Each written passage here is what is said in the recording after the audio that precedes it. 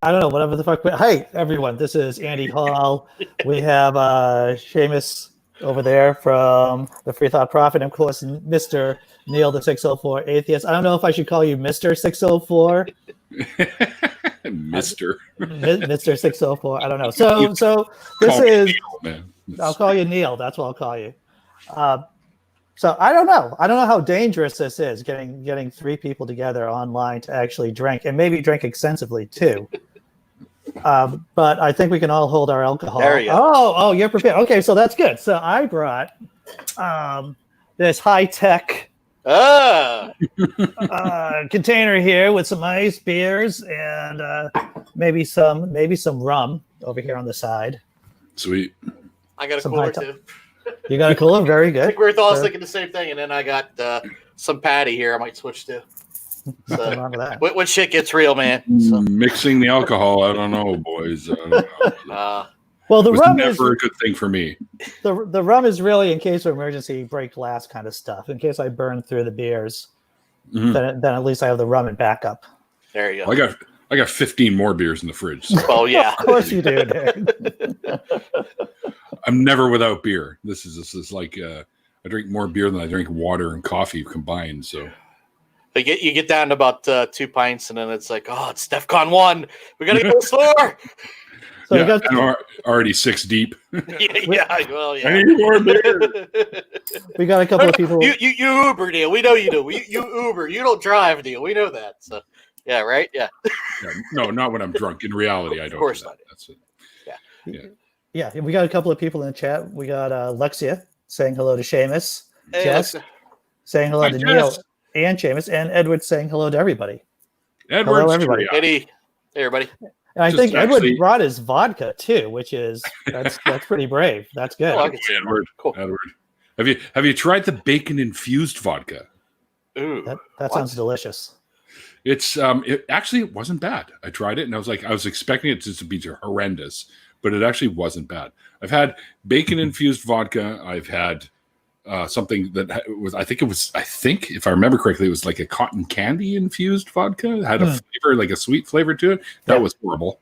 Yeah, the only other one I've had is the berry infused with like raspberry, blueberry, and boysenberry or some shit. I don't know, but it was pretty good. Cool. So what are you guys drinking? Let's go with what we're drinking. Guinness out for now, and then like I said, I'll maybe have a little bit of Patty Irish whiskey. Right. Okay, it's going to be a patio. That's it. I got some Harpoon IPA. Yeah.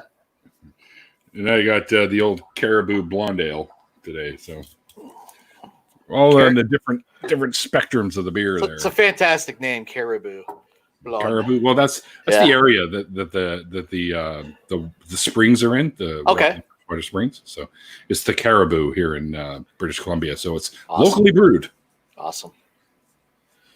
So you excited about hockey coming back? I know we kind of just barely touched on it. Well, I know you follow it, Neil. What about you, Andy? Do you hockey guy as well? I will just watch it when it's in the pub that I'm at. Okay. Well, it's hockey. Sticks, ice, and violence. What is there not to like about this sport? Right. That's why a lot of people fear the Canadian Army, because we run at them with hockey sticks and pucks. And we're well padded, so go ahead, Well, that's why Americans aren't flocking to the border right now out of fear. It's because of all those hockey sticks, Actually, we've been turning away Americans at the border. Yep. Yeah, you can't even essential that they can't even get asylum. Right. We can't even get asylum there now. Nope. Not right now. Yeah. At least not for and I'm not blaming you guys. Well, I mean, look what's happened with you guys down there. The whole COVID thing is just going absolutely bananas down there. Yeah. Because people think people have this delusional sense of self-protection, I guess you might say, that they think that I won't get it and blah, blah, blah. What do I need my freedoms? Where do I need to wear a mask for? It's like, come on, people, don't be stupid. Don't be stupid. Well, that's a harder lift for a lot of people than you'd think. Yeah. You'd think that these people would care about their own fucking relatives that could possibly die from this too, right? But I guess not. I saw this Newsweek article that said now that Trump is wearing a mask, 58% of Republicans are more likely to wear a mask or more in favor of wearing a mask. I saw a meme earlier that said this when the president who called the virus a hoax is now wearing a mask. The look on the Trumpers' face, and they got all these people like, Yeah. like looking like, what? What do you mean? It's not a hoax. So Neil, what I'm hearing is that in case I do make it over the border, and I can make the 3,000-mile drive from this end of this side of the coast here, from this coast over there, then I have a place I can crash at. Is that what I'm hearing? Oh yeah, I could set that up for sure. All right. You betcha. Any fucking time, man. I would say that to anyone. Yeah, I mean, I know there's no room here really where I live. I mean, if I could set you or up, but we don't even have a couch. We got like 2 chairs and a big chair that's got a great big footstool that I combined together, and people have slept on that before. Oh, I like that idea. I think that would be better than being here under certain circumstances, if you know what I'm saying. Right. You know, I should probably tweet out that we're live right now. What do you think? Yeah, we are live, yes. Or is it Memorex? Memorex. So I want to say hello to Christian and Jess out there in the chat. Yeah, I saw Kristen just popped in there. So the background that I have is the Burn. It's if you guys are ever in Somerville, Massachusetts, or in the Boston area, I'd be taking you over to the Burn right now. It is one of my favorite pubs because, well, it's a great place, but also there's no screens inside. There's no TV screens at all. It's just there's live music. Quite often, people just kind of set up and play. There's a great back room. And I have not been there since the apocalypse started, unfortunately. I like the idea of live music. So I obviously Neil's also a fellow musician. So I don't know. Did you hear about Peter Green passing today? Yes, I did. Yeah, yes, I did. That's a bummer. It's a bummer. You know, that guy. It's a shame that things happen the way they do with certain people. Because to me, I think if he would have stayed where he was and hadn't lost it, so to speak, I don't think we'd be talking about Eric Clapton and Jeff Beck as much. I mean, he was just phenomenal. His tone is just insane. Well, shit. He wrote the song Black Magic, and of course, Santana made it famous, right? So, right. I mean, Peter Green was one of the original members of the original Fleetwood Mac, not the Fleetwood Mac that people have in common with, like the Rumors album and etc. Right, that came after. Mick Fleetwood was the original drummer for the original. Well, he's always been the drummer, but for the original Fleetwood Mac, which was way more blues/jazzy type of than the rock you're familiar with today. Which is, by the way, their music is fucking fantastic. Oh, it is, yeah. But they would never got here. Fucking amazing. So. Yeah, and the stuff he really integrated that out of phase sound. I don't even think I know BB King did it. I think first. Yep. But I think he took it just to another level, and he would do it like in a way that, like at times, it sounded like it was 2 guitars playing because he I don't know how he did it. Just fucking Supernatural, I think, is one of my favorite instrumentals of just the guitarist period, and he did that with Johnny May on the Blues Breakers, who also Clapton and tons of other people played with. Yeah, so many good players. Yeah, but that to me, like if people don't understand how good he was, just listen to that song alone. I mean, well, I think everybody always that's a good song, but he doesn't even play the lead on that. I think is that Lindsay or is it Alexis or who was in the band with him? I think lead on it. Yeah, I think it was Lindsay. Yeah. So, anyways, if we start going down that rabbit hole, it'll be our whole night just talking music. But yeah, it just bums me out because I just you think of what if. With certain people, like Sid Barrett's another guy too. I mean, just had so much. But of course, if Sid Barrett didn't happen, we wouldn't have, Pink Floyd's "Wish You Were Here" album or, Dark Side of the Moon or any of that. So, metal. So Neil, metal. I got to ask you about the T-shirt. Christian is wondering where you got from the chat. Is wondering where you got the T-shirt from. No, I just ordered it online. They had it on there. It's the word atheist with the Canadian flag. You can also get any flag with the word atheist with the flag in it. So that's pretty sweet, dude. Being Canadian, I thought, why not get that one? So I'm not only an atheist, I'm a Canadian atheist, whatever that means. But whatever that means, right? It just means that you like your maple syrup with your atheism, right? There's no better maple syrup than Canadian maple syrup. Yeah. Oh, of course.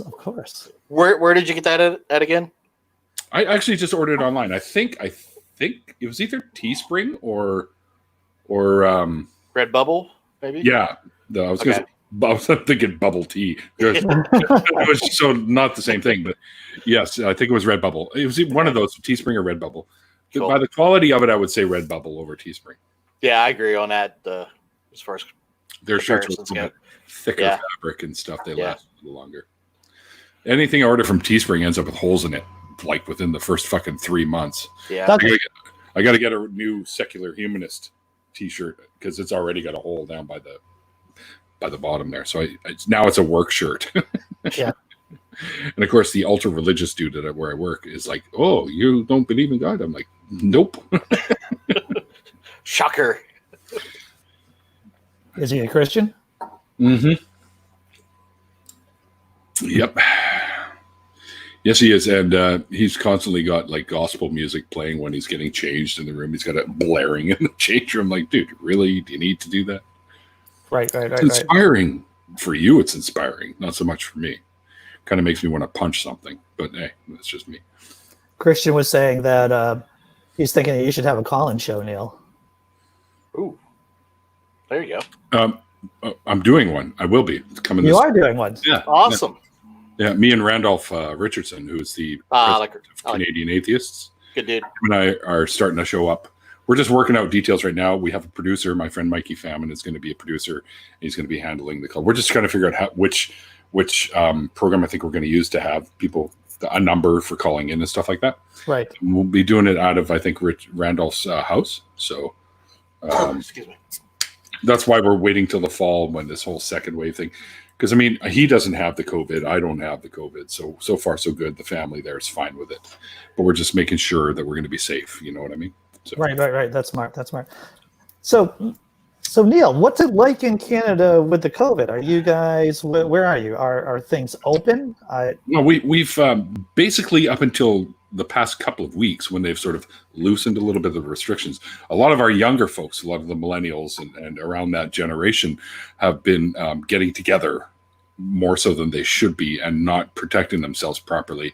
So there's another spike right now, especially amongst the 20-somethings, where there's a spike. Like there was one get-together of about 50 odd people, and they've already, because of that get together, they've 19 or 20 of them have come down with have been deemed having the virus. So, but other than that, for the longest time, we've kept the curve really flat, right? So people here in BC have been paying attention to, like, if I go to Walmart or something, like if I'm at home, I don't wear a mask, right? If I go to my buddy's place downstairs, I don't wear a mask because basically all I do is I go to work, I go home.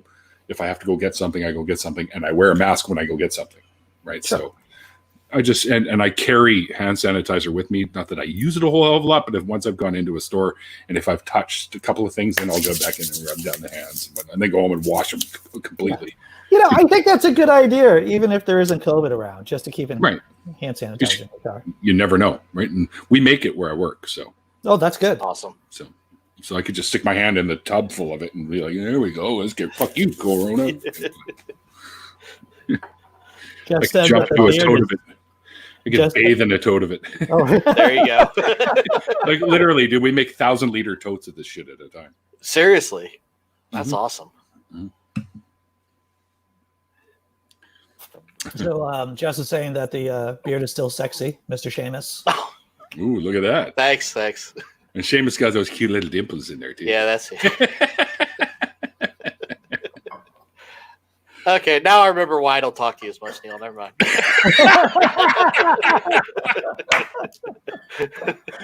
Fuck, man. What are you talking about? I had a great time on your guys' show. It was fun. We got to do it again sometime. It was a lot of fun. Yeah, for sure. Oh, anytime, man. Hit me up. But Andy, you were talking the other day to Harris, Mr. Ian Harris. Yeah. He's a great guy, dude. Yeah. Yeah, and I'd love to have him on my show. So he's on Twitter. He is everywhere, basically. So definitely hit him up, and he'll come on your show. Awesome. He's got a lot of time on his hands, like many of us do during the apocalypse, and as you can tell, he's performed at a lot of different conferences, skeptic conferences. Yep. He's fast on his feet, not just with his words, but with his fists. In case things get crazy and real on a live broadcast because he's a fighter, right? So yeah, he's a coach now, but but from what I understand, he's done his fair amount of fighting back in the day. Cool. And yeah, me too. Being a bouncer, I had to. So tell me about a crazy story while you're a bouncer. Well, the one most people that I've told this a few times, when I was working at a place called Melrose Place. Yes, that's right, folks. In the club after the fucking TV show. Anyways, they had like they had a cool ass cigar Havana in there, or Cabana, or whatever the fuck it's called, where you could go and you could order cigars. It was a cigar club and the booze and dancing and all that shit. And I was the head doorman. And there's a couple of fishermen that were in there one night, and they were pretty fucking drunk. So I started, guys, you've had a lot. They wanted more, and I'm like, no, I'm cutting you guys off because I don't want you guys drinking anymore. Yeah, because you could get in shit, right? And you can kill someone if you go driving. So I called them a cab, and I started ushering them out the door. And Buddy ran over to his truck, and he came coming back at me, and he had a fishing bat. And a fishing bat, but a small bat, about yay big, 1.5 feet, maybe almost 2 feet long, give or take. And on the end of it, it has a hook, a metal hook. Because you whack the fish and then you pull it up on the side. Like it's for ocean fishing, basically.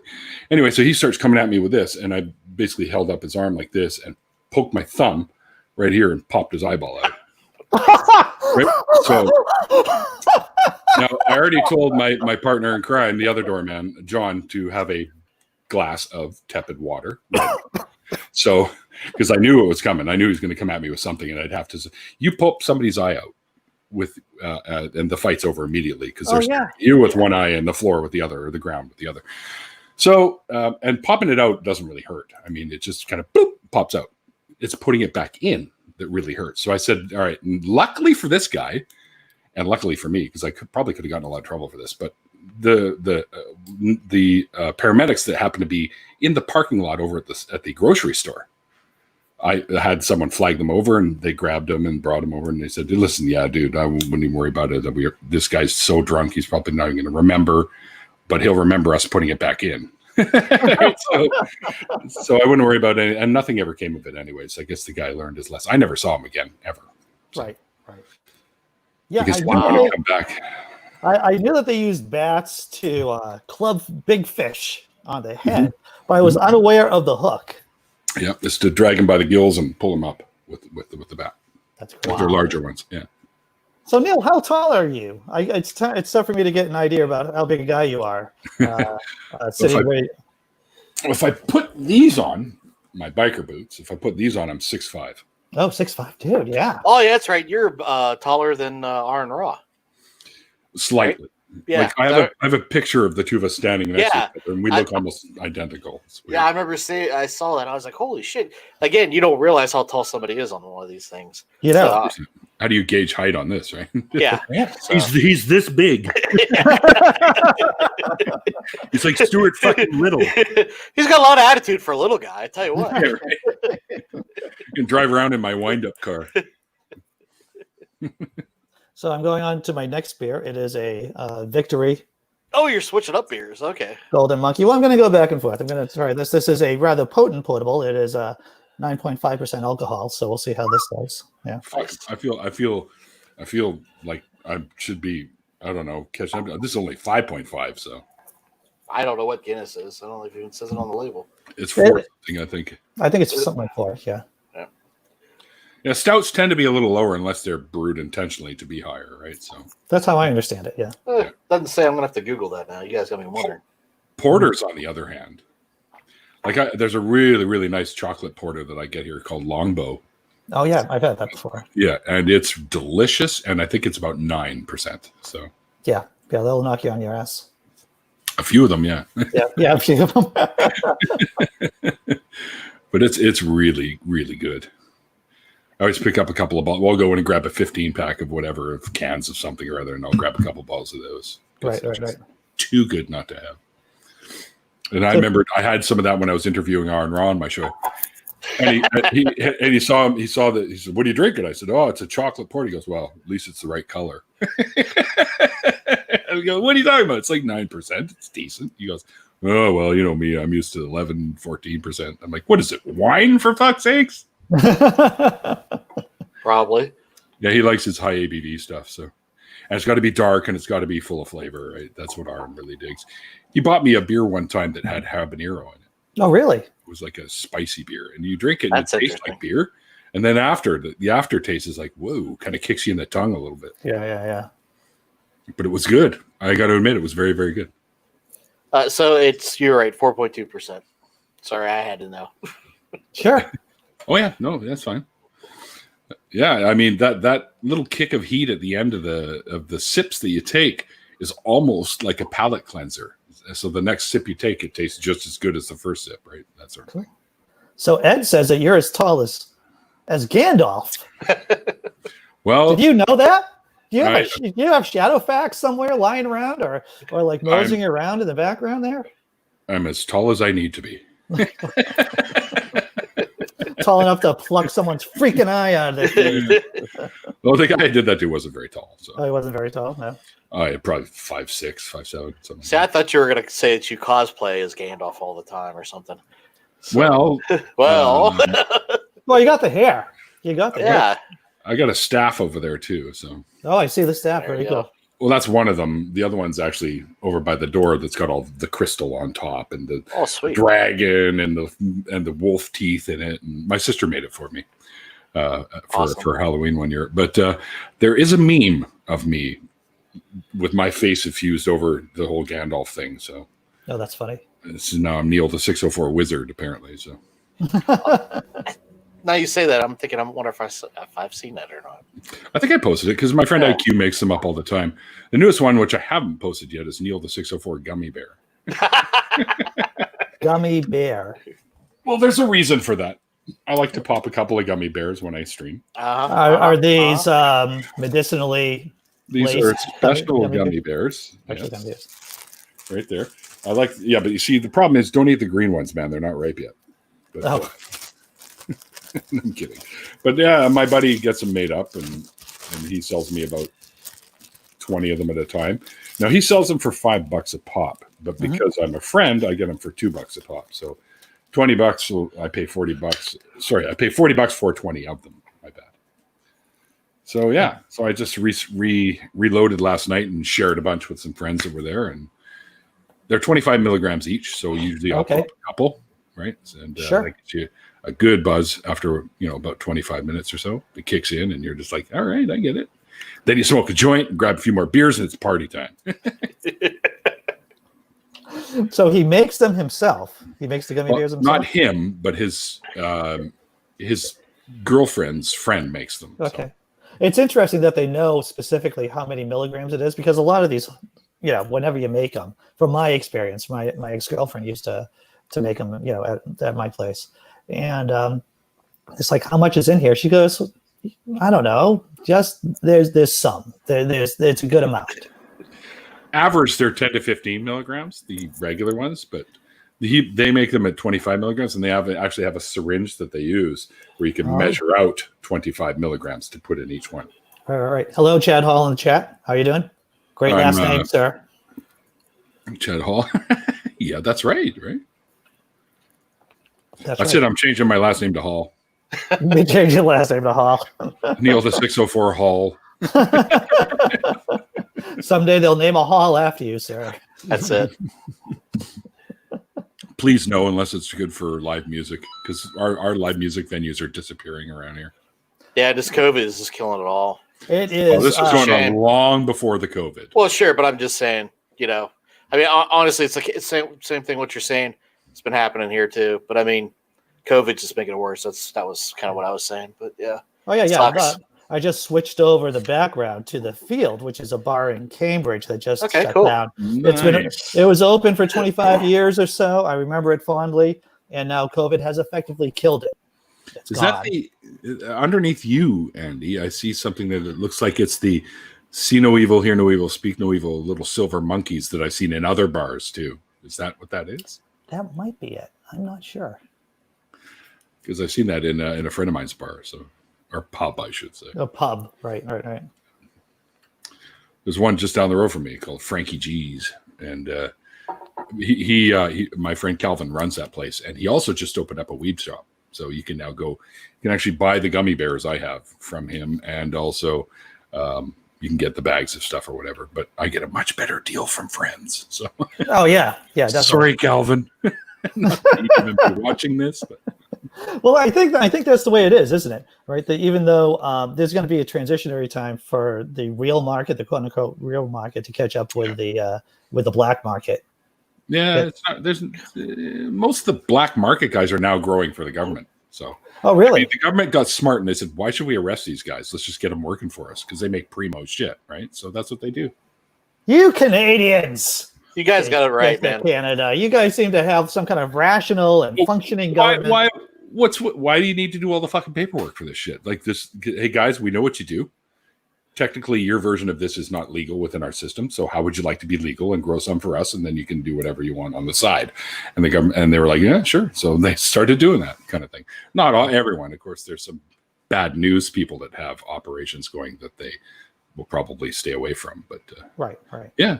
Shrooms. Jess wants to know about shrooms. Shrooms grow pretty much everywhere here at the right time of year.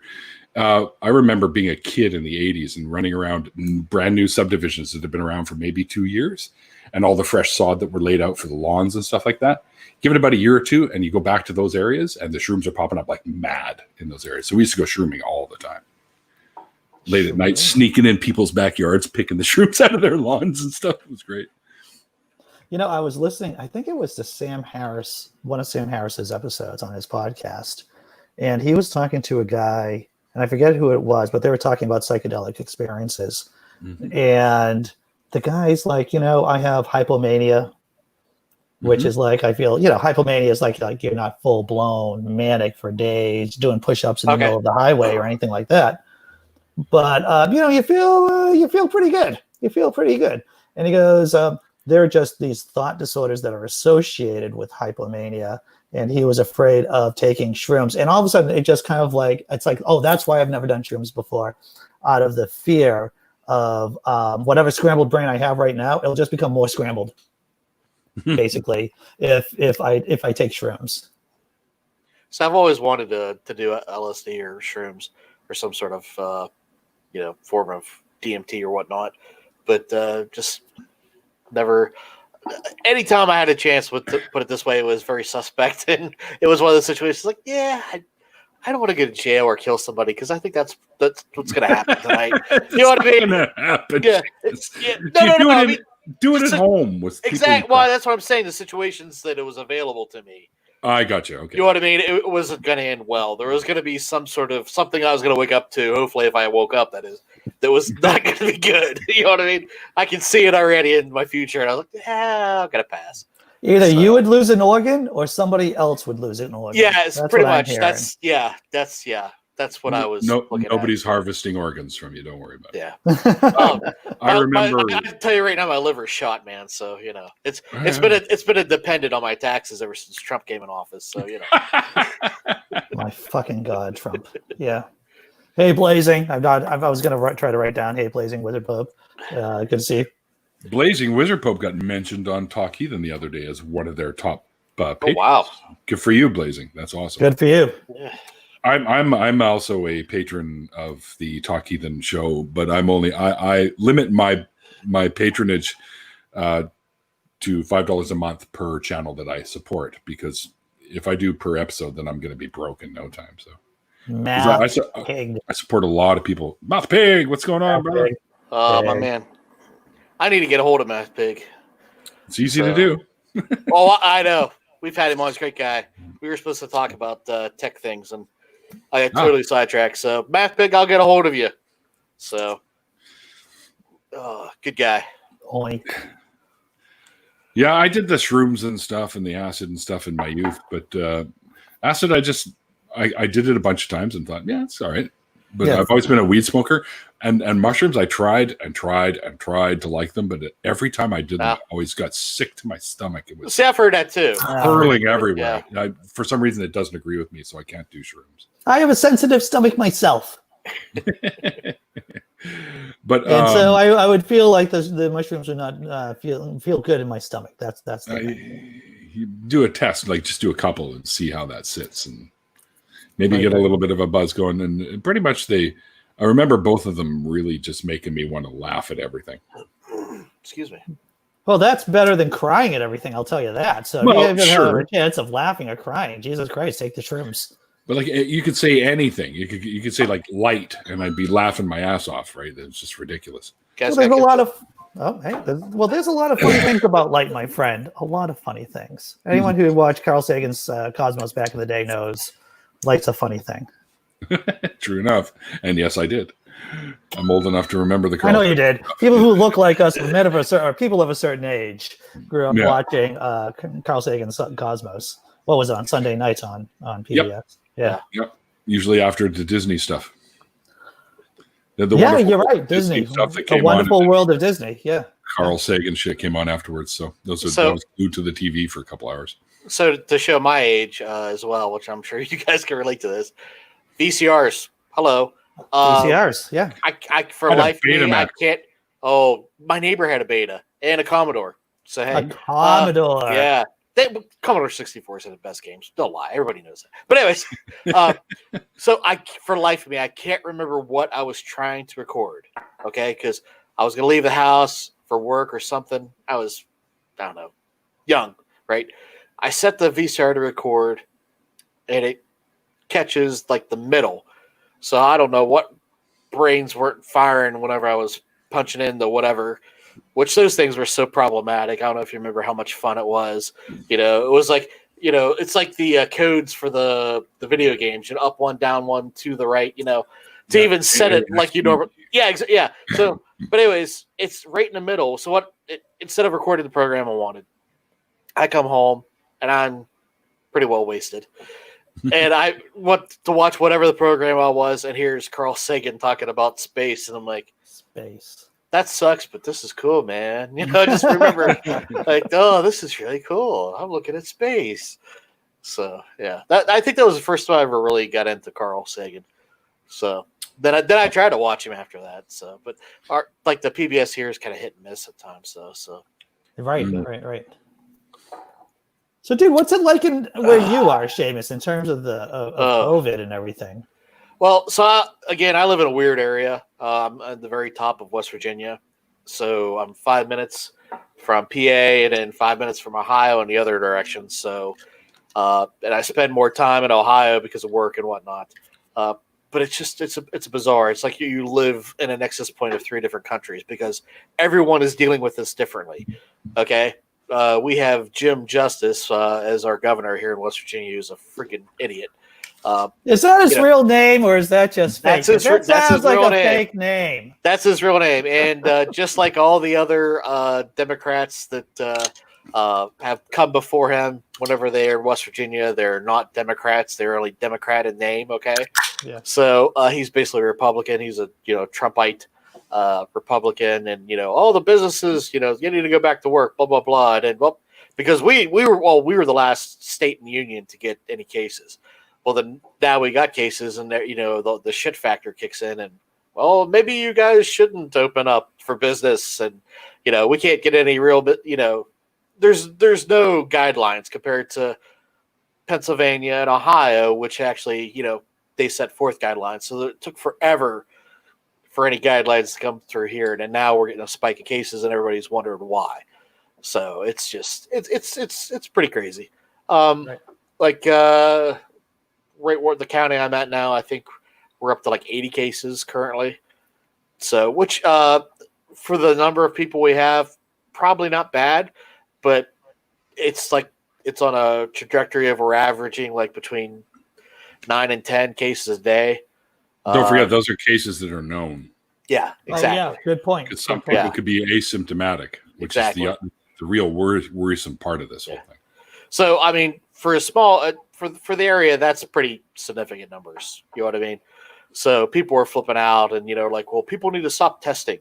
We won't have any more cases if you stop testing.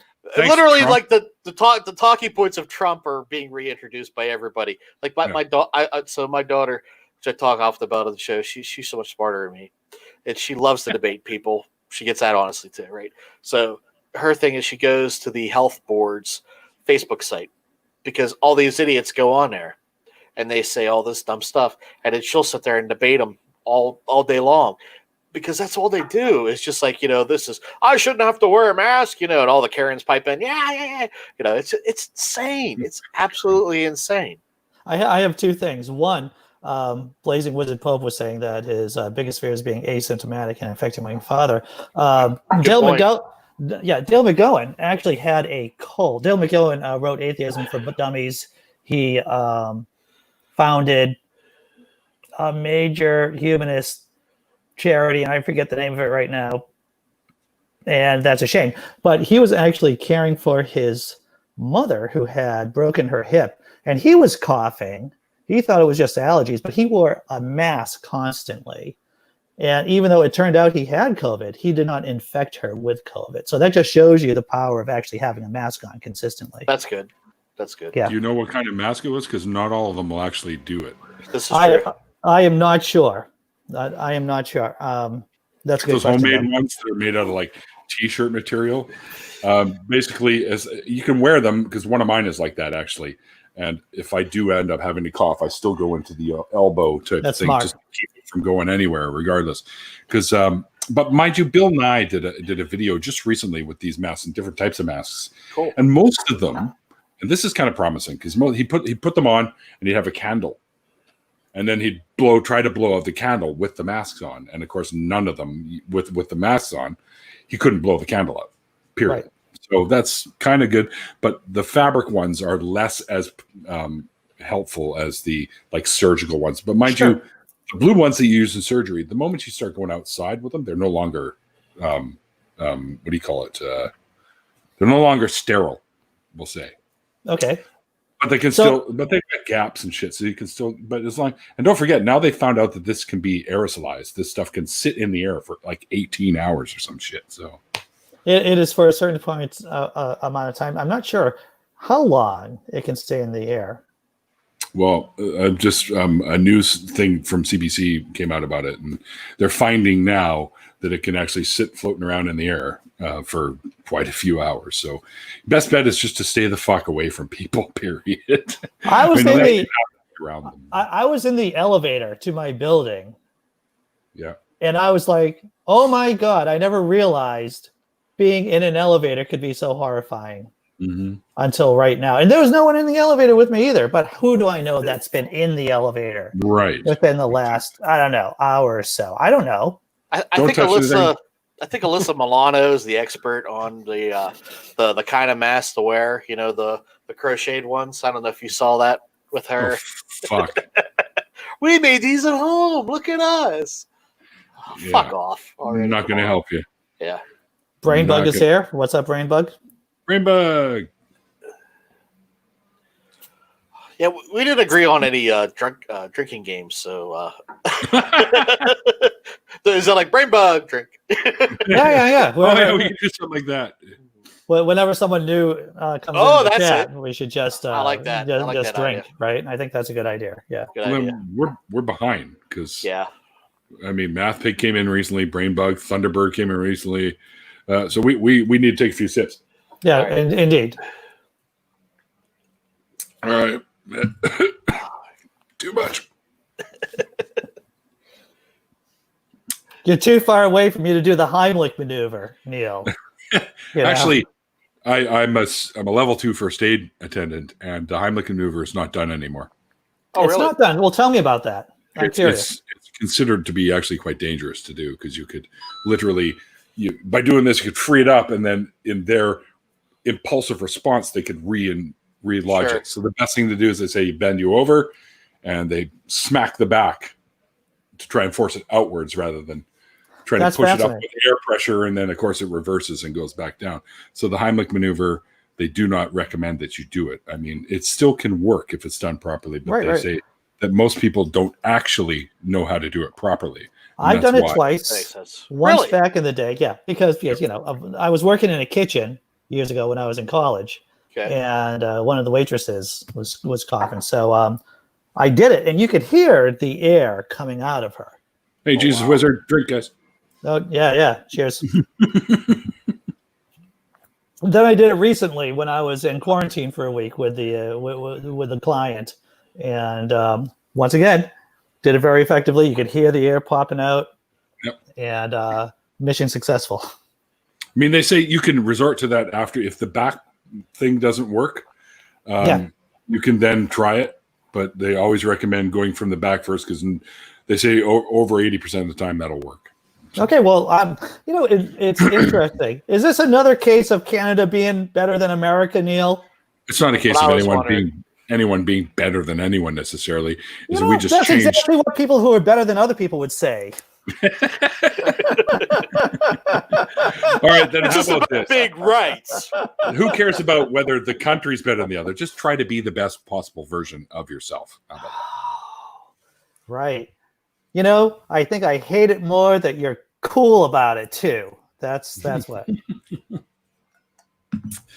I see no reason to get upset over everything. So you see well, yeah, very Canadian, my friend, very Canadian. It's just going to stress you out even more, right? So right. There are things that you should worry about, should stress out about, but on the day-to-day, man, life just goes on. Just be you, the best version of you, and treat people with respect until they give you a reason not to. That's all I can say.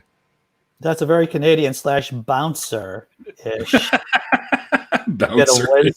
That's what I'm not sure if the bouncer hood plays into this, but being a bouncer, you learn to be patient really quickly with people, right? Until you hit that point where you don't have to be patient anymore. Then it's you out the fucking door. You're right? Patrick Swayze in Roadhouse. That's what you are. Yeah, no. Everyone, because everybody knows he was bigger, so that's.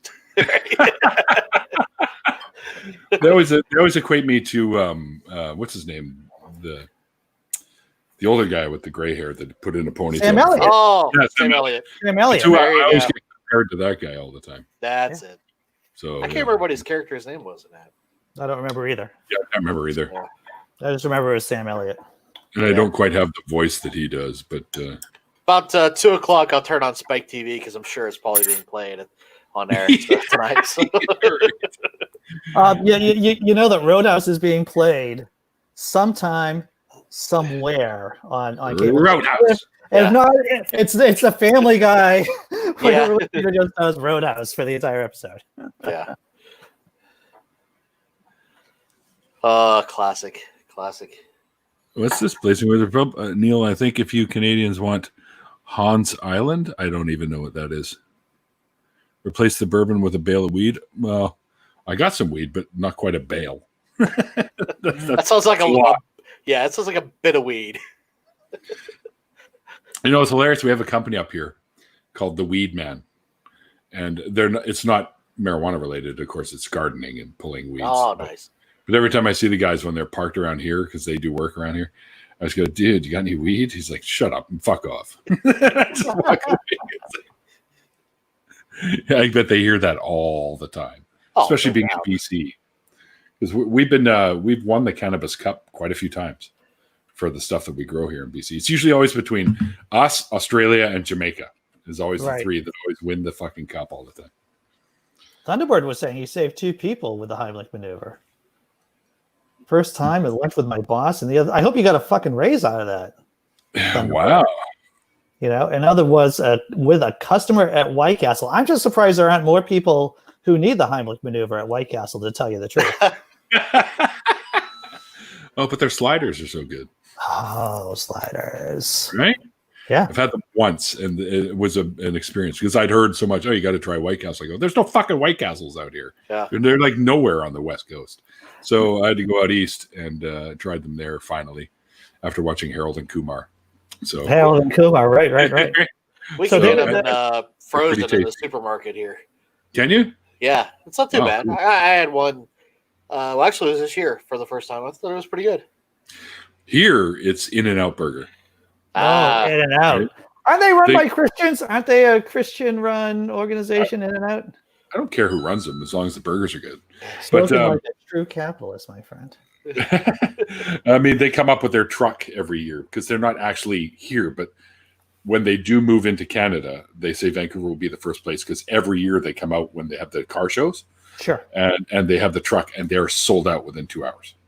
I believe it because I've been in In-N-Out too. It's a very good product. Oh, I've man. never had it, but I know Donnie and Walter always talked about it on with the dudes, so it's got to be good, right? So that was a plan.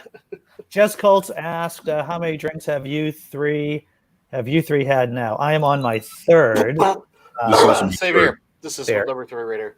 Yeah. We're keeping. You know. Sorry, guys. There's no race or anything, so we're all on. If there was a race, my goal would be to lose. To tell you the truth. Oh, come on, Andy. What else you got to do on a Saturday night? Come on. Night, dude. It's fucking 2:47 for Neil. This is to tell you the truth. Oh yeah, it's true. It's middle of the day. Yeah. When I would do like proper day drinking, I would start at 3:00 in the afternoon. Noon for me. And noon. All right. And then I would just go for hours. It's no longer morning, so I can't be called a morning drinker. Right. I'm all out of AM ale. AM ale. That was an old Saturday Night Live commercial. I believe it was either that or Living Color, one of the two. And the guy's going to the bus stop and he's got his giant bottle of AM ale and he's standing at the bus stop with his briefcase waiting to go to work with a big bottle of AM ale. Oh, speaking of SNL, makes me think of the Canadians' equivalent SCTV. We lost one recently, right? Who passed away? It's not Eugene Levy. No, he's still with us. Catherine O'Hara is still with us. No, it's who is it? John Candy's gone. He's been gone. Crap. I don't know. Rick Moranis. Willard. Rick Moranis is still with us. Willard. I don't know that one. I think his last name was Willard. Because I know he was on SCT. He might have been on there less than the other guys. Crap. What the heck is his name? Well, I'm just trying to remember the cast for that in general. So you got Rick Moranis, Dave Williams. What year was that? What year are we talking about? Dave Thomas. Dave Thomas, pardon me. Yeah. Sorry. Yeah. Which is Bob and Doug McKenzie. Yep. Catherine O'Hara, John Candy, Joe Flanagan, who played the Count. Who else is there? Oh, Harold Ramis. Oh, yeah. I forgot he was on that. Yeah, he did the Call-In movie show. Yeah. He did the Call-In and stuff. Yeah. I'm looking it up right. Oh, Fred Willard. Fred Willard. Okay, he wasn't an actor though. He wasn't on the show. He wasn't. I thought he was on there for a short period. Oh, maybe he was. I thought he was behind the scenes, like one of the writers or something like that. Yeah, he just passed away recently. So. Wow. Yeah, bummer. He was on. He was a writer too. I'm pretty sure, but he was on the show for a few episodes.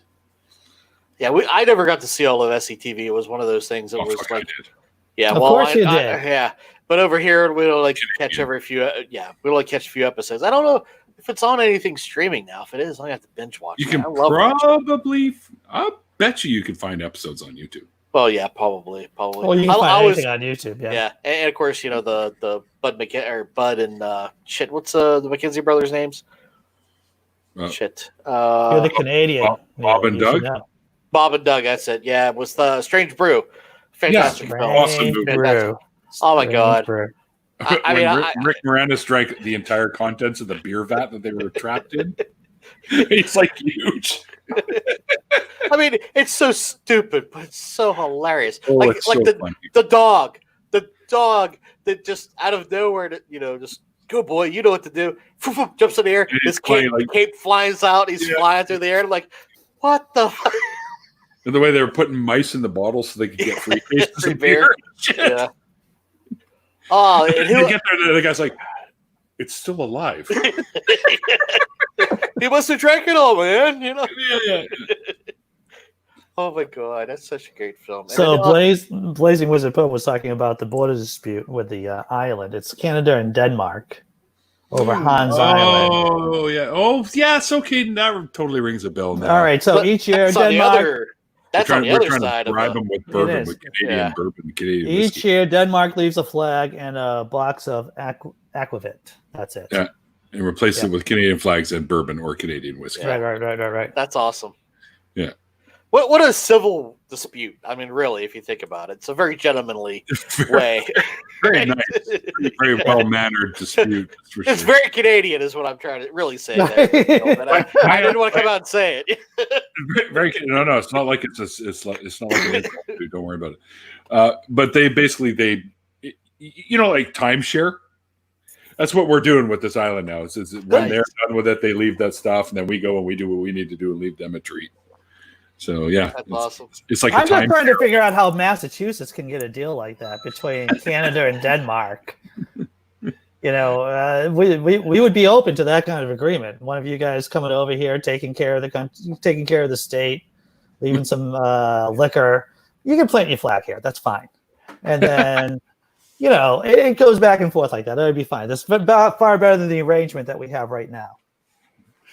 Well, I mean, a good friend of mine who's in Denmark, he does beer stuff on his channel. He does beer and atheism. Nice. And for some reason, my mind just went totally blank. Oh, Hops Watch is his name. Hops Watch. I like that. I like that name. I've had him on my show. He's a great guy. He was never really a believer of any seriousness, but he went through some dealings with it. So we talked a little bit about that. As you know, I'll have people on my show that have been cradle atheists.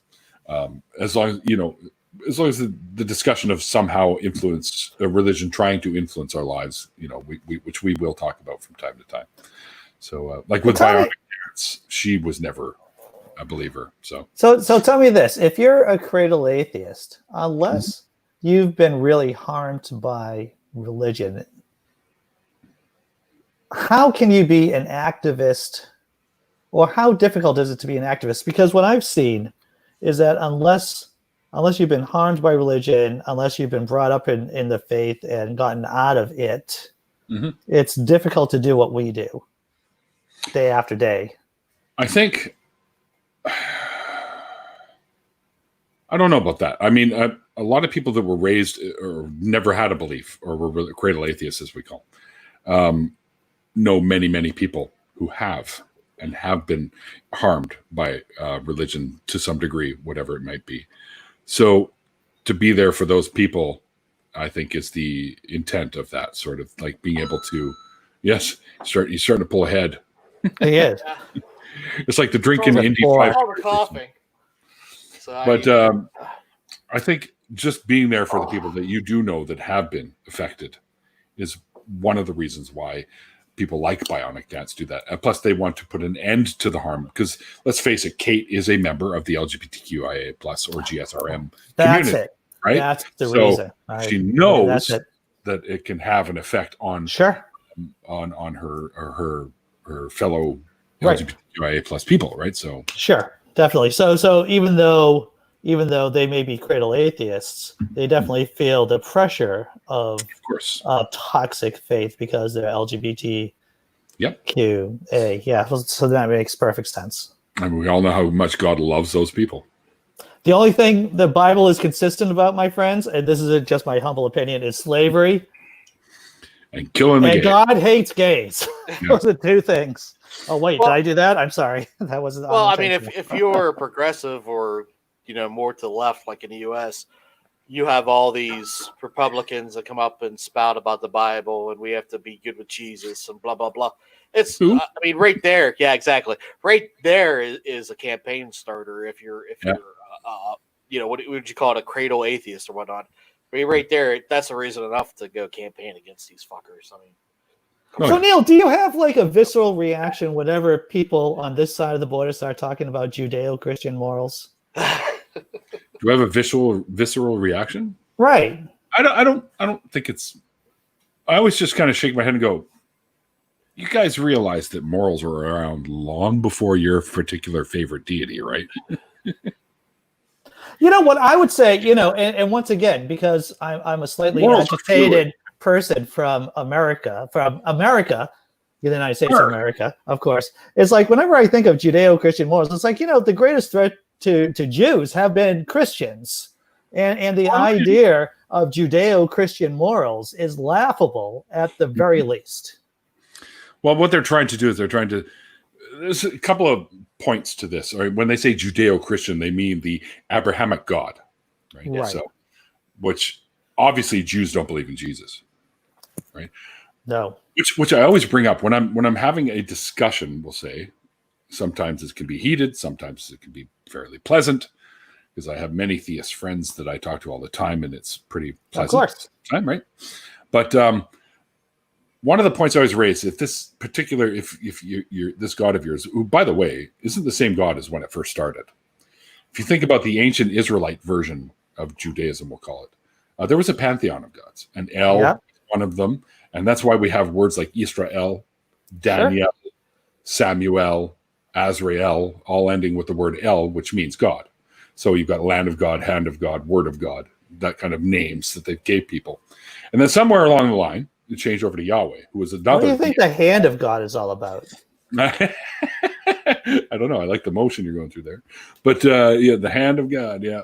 Spilling my seed everywhere. But anyway, so seed of God. Yeah, there we go. But Yahweh was one of the different deities. Yeah. And according to, I don't know, I haven't really read this myself, but I was told by others that Yahweh and El kind of plotted to take over the lead spot of the Shamash or something, I think. I don't even know. But anyways, there was a bunch of different gods.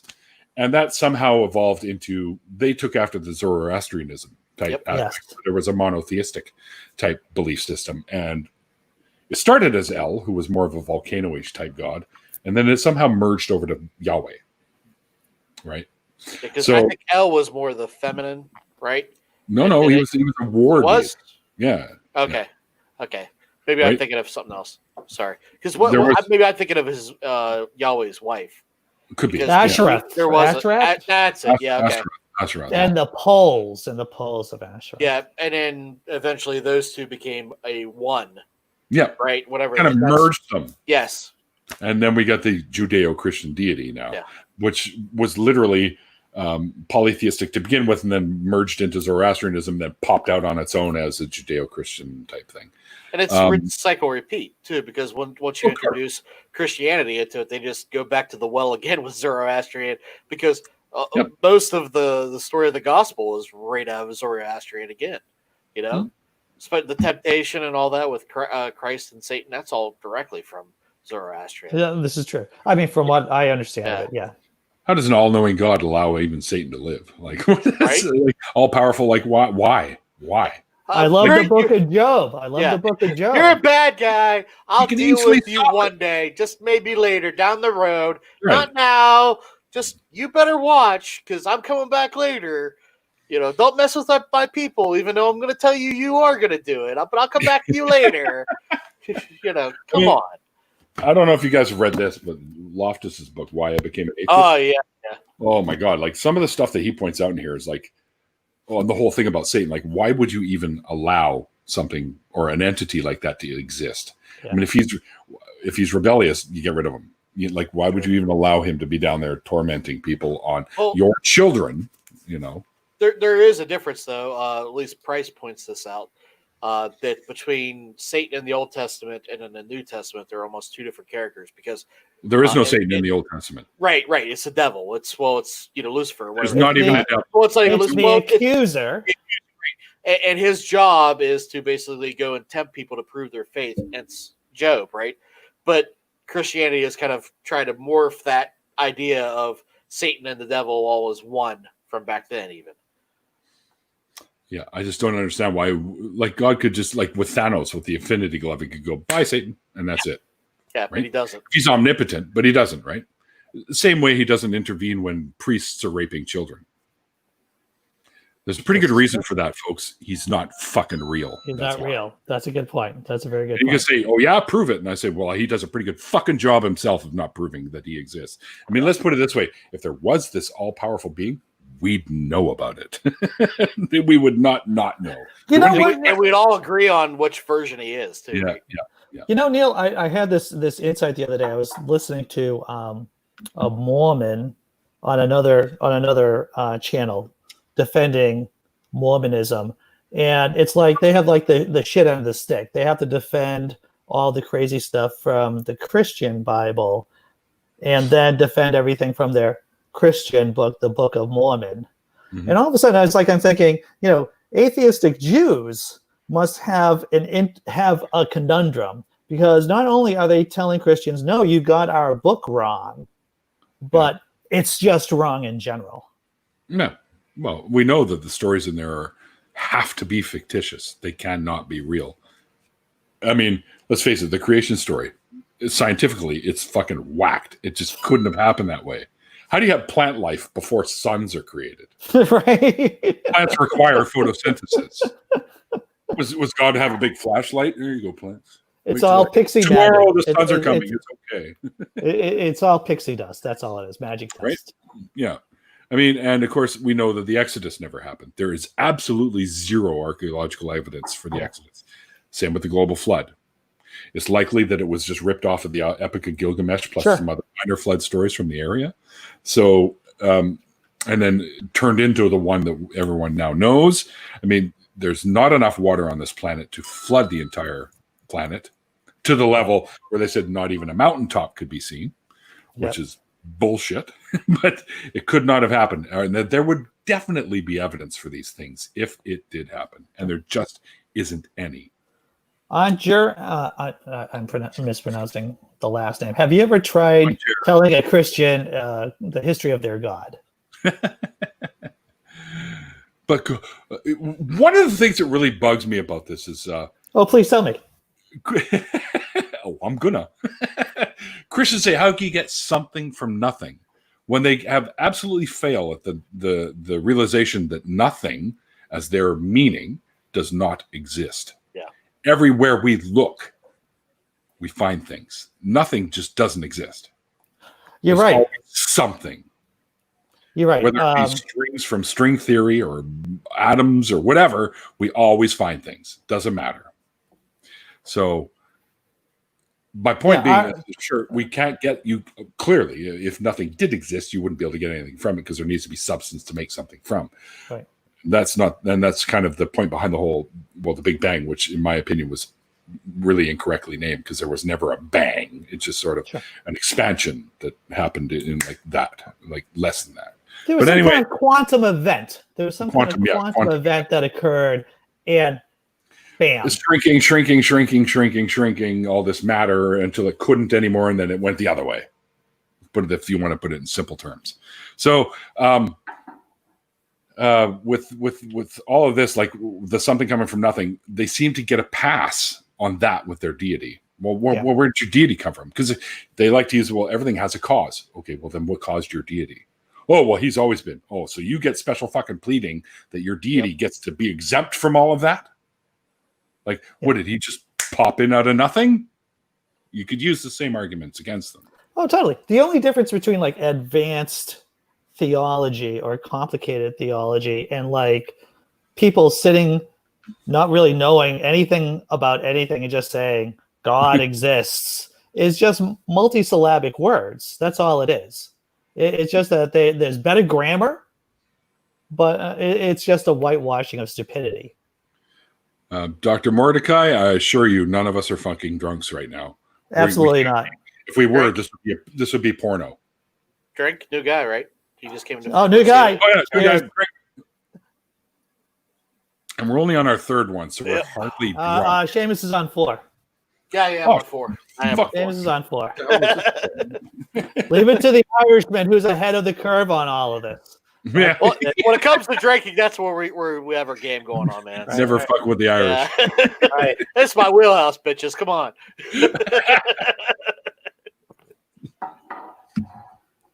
Oh my. But yeah, the creationist stories are always great. I mean, ridiculous. I mean, when you go down with Noah, the fact that somehow all the oceanic animals had no problem switching between seawater and fresh water. The plant life had no problems being underwater. That was not an issue. And the boat that they had no steering. But they were able to look out this one window and navigate with no problem. Yeah, like, where did all the methane from the poop go? Exactly. It killed them within the first day. Yeah. Oh, yeah. Well, so, what happened is that not to mention the incest afterwards. Just saying. Sorry. One last thing. That's all. God made all those animals have constipation for 40 days. Right. Which would suck. Yeah. And once they got off that freaking boat, that's when they all cut loose. That's what happened.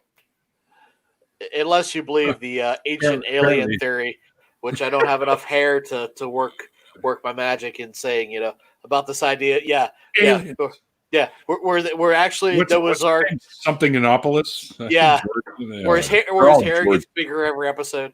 Yeah. So the idea is that like Noah's Ark is actually just some sort of allegory for a spaceship that came down and collected everybody's genomes, right? And that's all was really going on. Well, then now you're going to go into the Nephilim thing and all. Yeah. I love the Nephilim. I wrote a screenplay about evil Nephilim because people don't realize that the Nephilim were like angels who got busy with mortal women and made half angels, half human hybrids. I mean, if that's not hot, I don't know what is. I don't know. I kind of need to go to the washroom for a couple minutes, though. Dr. Mordecai Cassius Marcellus Jones. I love the name. We're not shit-faced. If we're shit-faced, you'll know it. Trust me. Yeah. I'll be all like, anyway, I love you guys. That's when I'm shit-faced, it turns into that. So you're a happy drunk. You're never usually, yeah. Usually, yeah. Me too. I am a happy drunk. I mean, I don't know if it's a horny angel. Dangerous. What's that? How was that? Oh, horny angels are dangerous. Horny angels are like freaking dangerous. I heard some flapping, fluttering, and all of a sudden my butt. What's going on? Ask Mary about it, right? Yeah, the non-consensual sex with the big guy, right? That's it. Produced a body that he could be in. I don't even do because half the Christians don't believe he's the embodiment of God. Some of them do. I don't know. We were passing. We were driving around today, and my kid, who's 15 years old. Well, before I was day drinking. When I was being a responsible parent, we were like driving around, hanging out in a socially distanced kind of way, and there was this big billboard. And it's like, Mary, Queen of the Universe. What? It's she got promoted. She's like Queen of the Universe apparently, and I don't know if this is a normal Catholic kind of honor given to Mary, but she on Route 1A around Boston, there's a huge billboard that says Mary is Queen of the Universe, and there's a shrine that you should be going to, and I'm like, right. Queen of the Universe, that seems rather presumptuous. I think so, considering they don't even know how big the damn thing is. I mean, we can see the what is the cosmic radio background shit and all that. Yeah. Which is one of the things we use to figure out the age of the universe, which, by the way, they have actually recently just considered that the 13.8 is actually really accurate as to the age of the universe.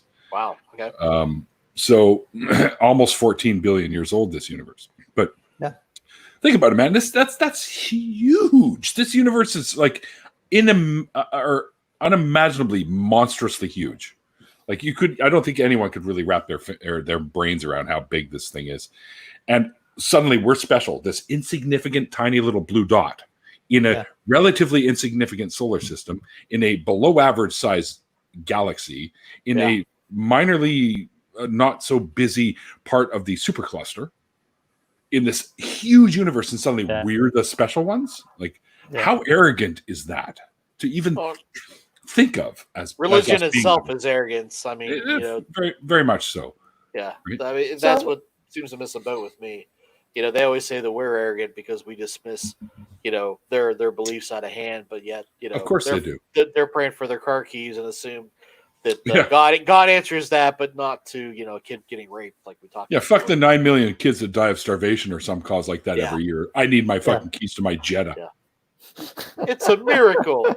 or how many times is there a tornado or some sort of fire or other catastrophe? But the Bible was saved. But the Bible was saved.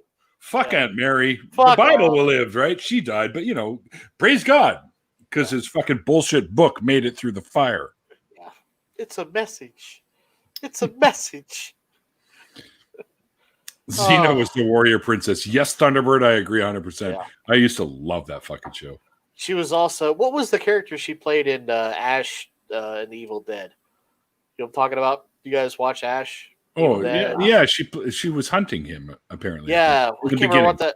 Yeah, We're talking about the series. We're talking about the No, series. I'm just talking about Ash the versus Evil Dead. Ash yeah, versus. right. But I'm talking about the same actress. I can't think of her character's name. It was kind of like a Lilith-inspired character. Kind of, yeah, exactly. Yeah. Shit, I can't think of her name. She's great in it. She's also great in Spartacus. She's great in anything. She's fantastic. Yeah.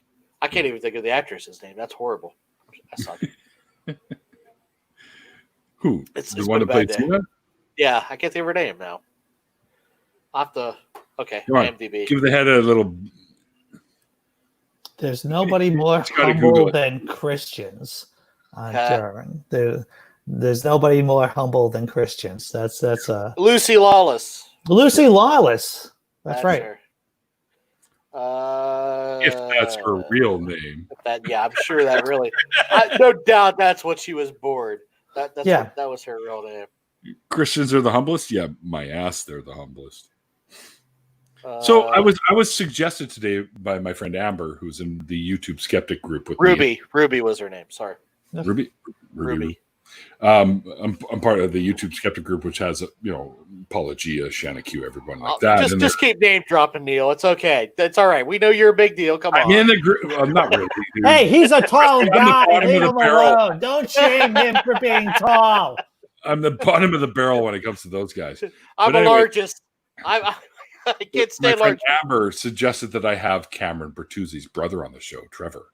Because he just did an episode with his brother Todd. Meet my brother, the atheist, which I think is just hysterical.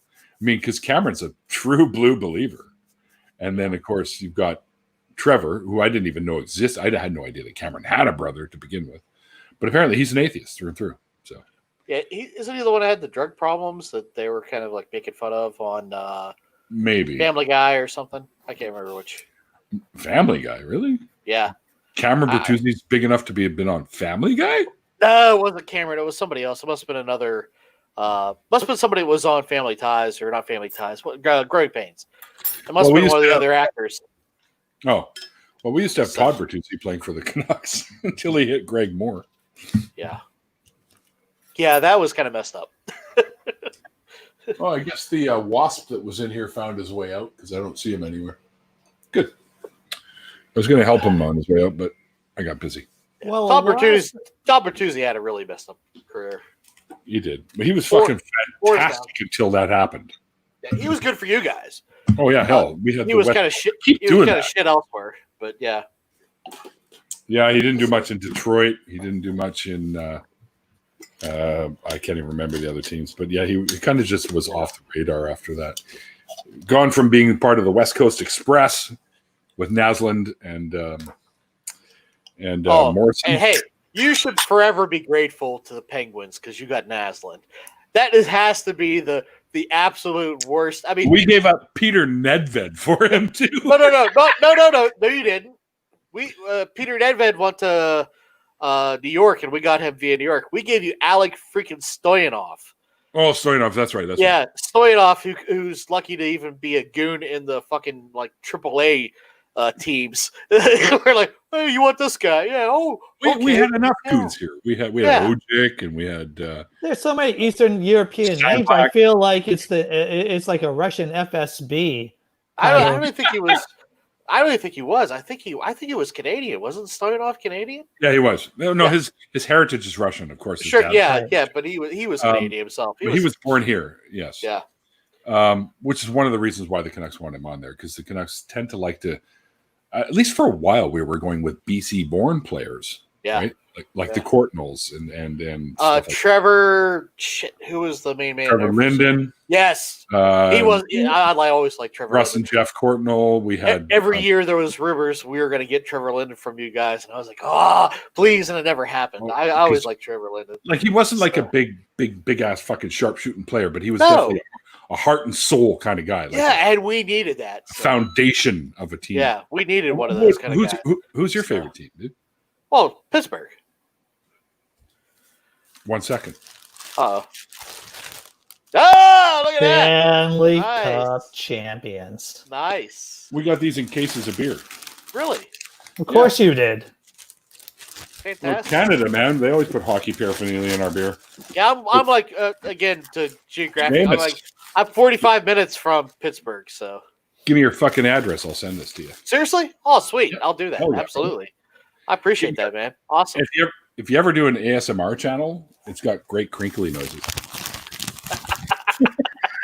That's like magic to my eardrums. That's Do you what like that is. stuff? I don't get that. Some people just love that. I don't get it. There's a couple of Well, you know what that is? Big. That's like that's like sunlight helps on water. That's what that is. Because Okay.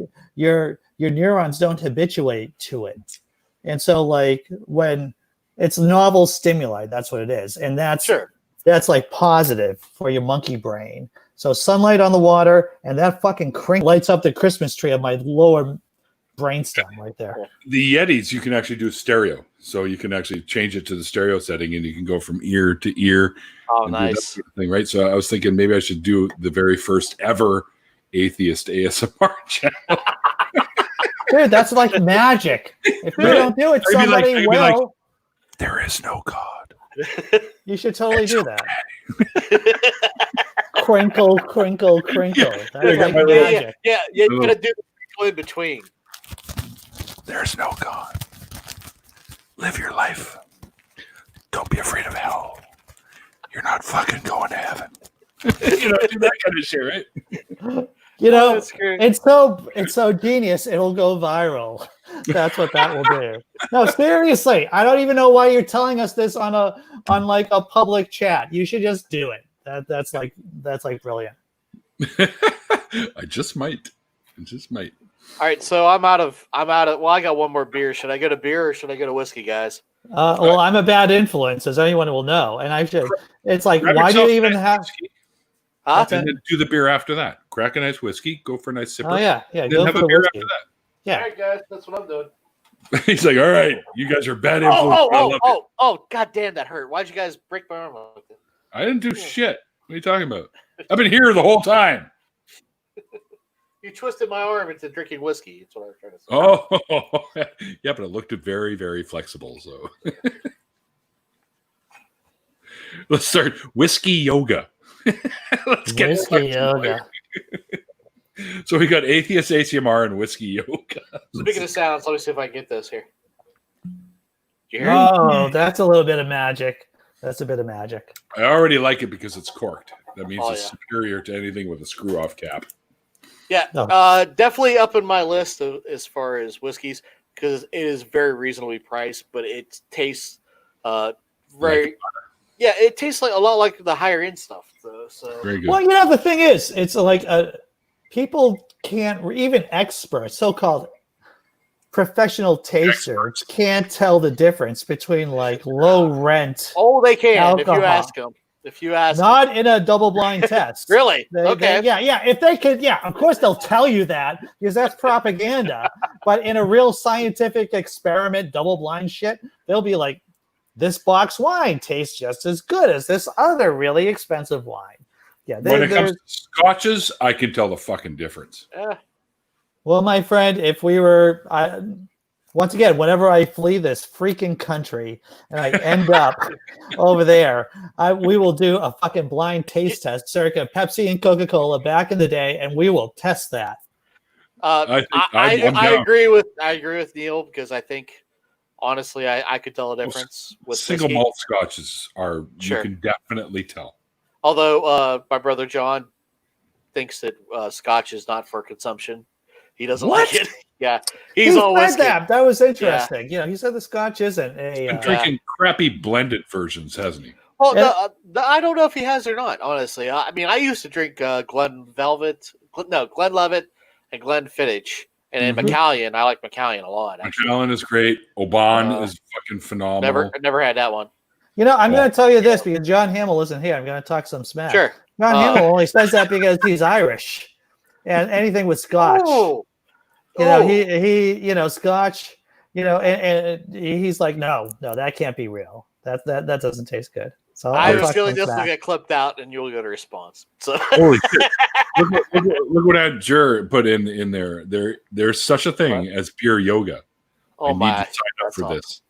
this. Capitalism is all about about making money off of fools. And of course there's beer yoga. Of course there's beer yoga. You can do Lego yoga. You can do Legos while doing yoga. And they would charge you $99 an hour. And you'd be fucking happy to do Lego yoga. So I gotta pull my Millennium Falcon out of the fucking dust box and rebuild that. Yeah. I have some questions for you, Andy. Are these incriminating questions? No. Nothing but trouble.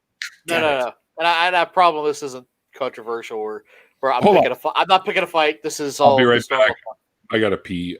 You don't actually buy beer; you just rent it. So I understand. Sure. So you've mentioned, you're wanting to leave here, kind of thing, like kind of half-heartedly. But do you want to leave America? And before you answer, let me just tell you why I felt the need to ask this. Because honestly, since my deconversion, and again, not only was I deconverted from Christianity to atheism, I initially always had that kind of hippie quality, but I went to a very dark conservative well and was stuck there for a long time. But when I got out of that, I'm back to the hippie dippy kind of idiot that's trapped in the next cop's body, right? But I feel like I'm a stranger in my own land. I very much do. And the more this nonsense goes on, the less I want to be here, to be honest. And obviously, with Irish roots and me being friends with John and a lot of people over there, I'd love to go to Ireland and live. Canada would be number 2 on my list. So I generally have this kind of like a strange feeling in my homeland. Do you have that as well? Or do you just kind of like just want to be away from all the nonsense? Well, if you want me to be serious, I'll be serious. Yeah. I'm going to be serious with three bottles in. That's what I'm going to be. I was talking, Leanne Lord, who's a African-American humanist, atheist, comedian, and she's awesome, by the way. Awesome. Yep.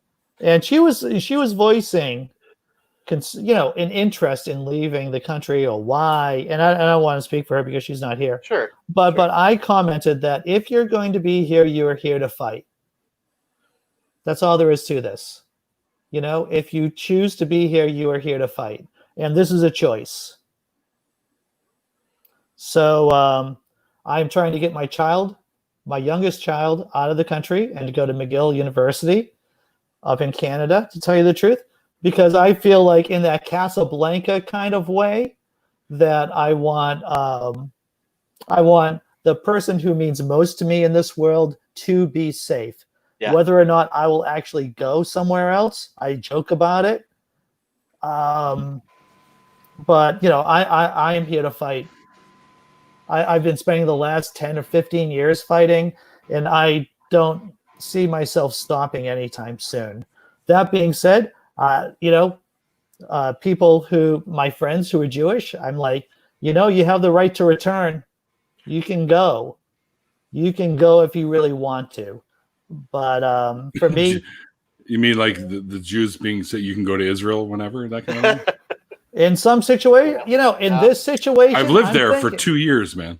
Yeah. Were you on a kibbutz? Kafar, which is similar. Kafar means village. Okay, so Neil, I'm going to tell you something. You have given me permission to go take a pee myself. So I will go do that. But I do want to hear. Show. You can do whatever you want. Oh no. How do I come out with the best bladder out of the 3 of us? I don't understand that. Well, you're fucking Irish, for Christ's sake, Seamus. You're Irish. Training. Yeah, I guess that's it. All right, gentlemen. I'm going to kick myself off, but I will be back. Continue your business. We promise we won't talk about you. Now he's gone. Now we can talk about him.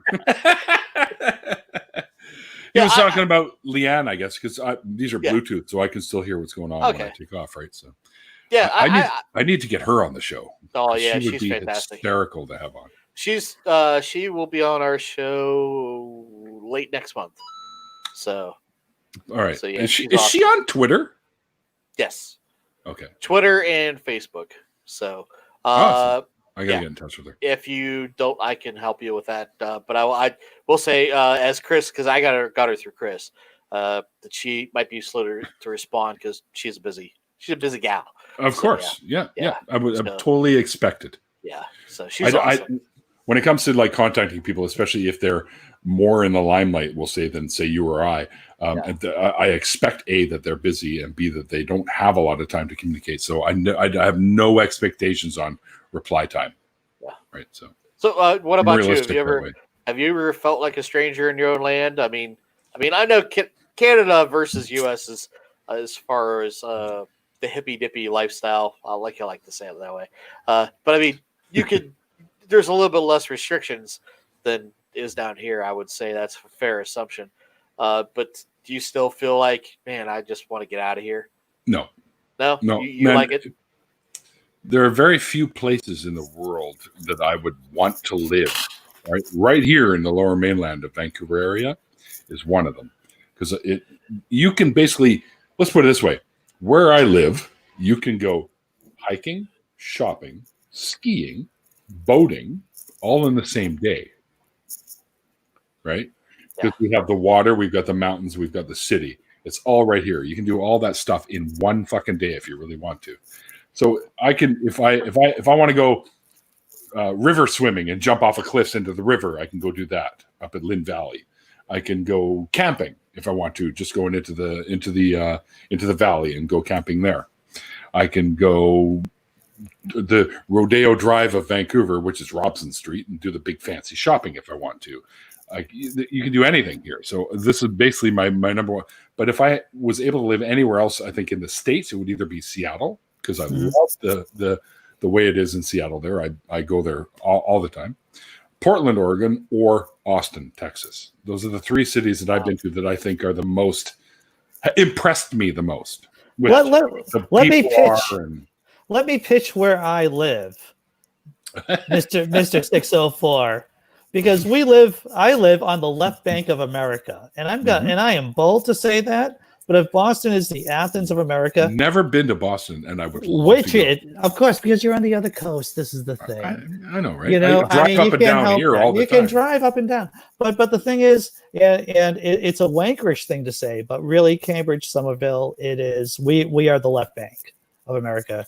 Boston might be the Athens, but if you want the artsy, craftsy, which I love, the smart part, the best, like Greenwich, New York type thing, right? Yeah. We're it. And like I said, that's me being kind of wankerish about my hometown. Oh, not my hometown, but my city. Eventually, I'm making my way out there, brother. So when I do, I'm coming knocking on your fucking door. As well, you freaking should. We're gonna get our drink on and have a great time. Oh my god, yeah, it'll be fantastic. Hey Neil, your salesmanship of Vancouver is great. I just wish you would have had that speech to David Duchovny years ago, and we would have got more X-Files episodes. He hated it here. I know. They started filming some in LA, and then they brought it back here afterwards. When Duchovny finally went, fine, I'll go back to Vancouver. What he hated was the rain. Yeah, up here, because in the wintertime it's kind of rainy here. It's the Pacific Northwest. It's a rainforest, for fuck's sakes. I mean, like where I'm at in the Rust Belt, it fucking rains here. Actually, 1 year we had more rain. Actually, 2 years we had more rain than Seattle. Believe it or not, it just shit happens sometimes. I mean, we're pretty much the same as Seattle. We're like sister cities, so we're pretty much the same. You live in Seattle? Nice. We'll have to get together sometime. Literally, it takes me less than an hour and a half to get to Seattle because I put my foot to the floor when I'm driving, so I can get there in an hour, basically. As long as the traffic in Seattle can be brutal. I've driven through there during rush hour, and it's just fucking crazy.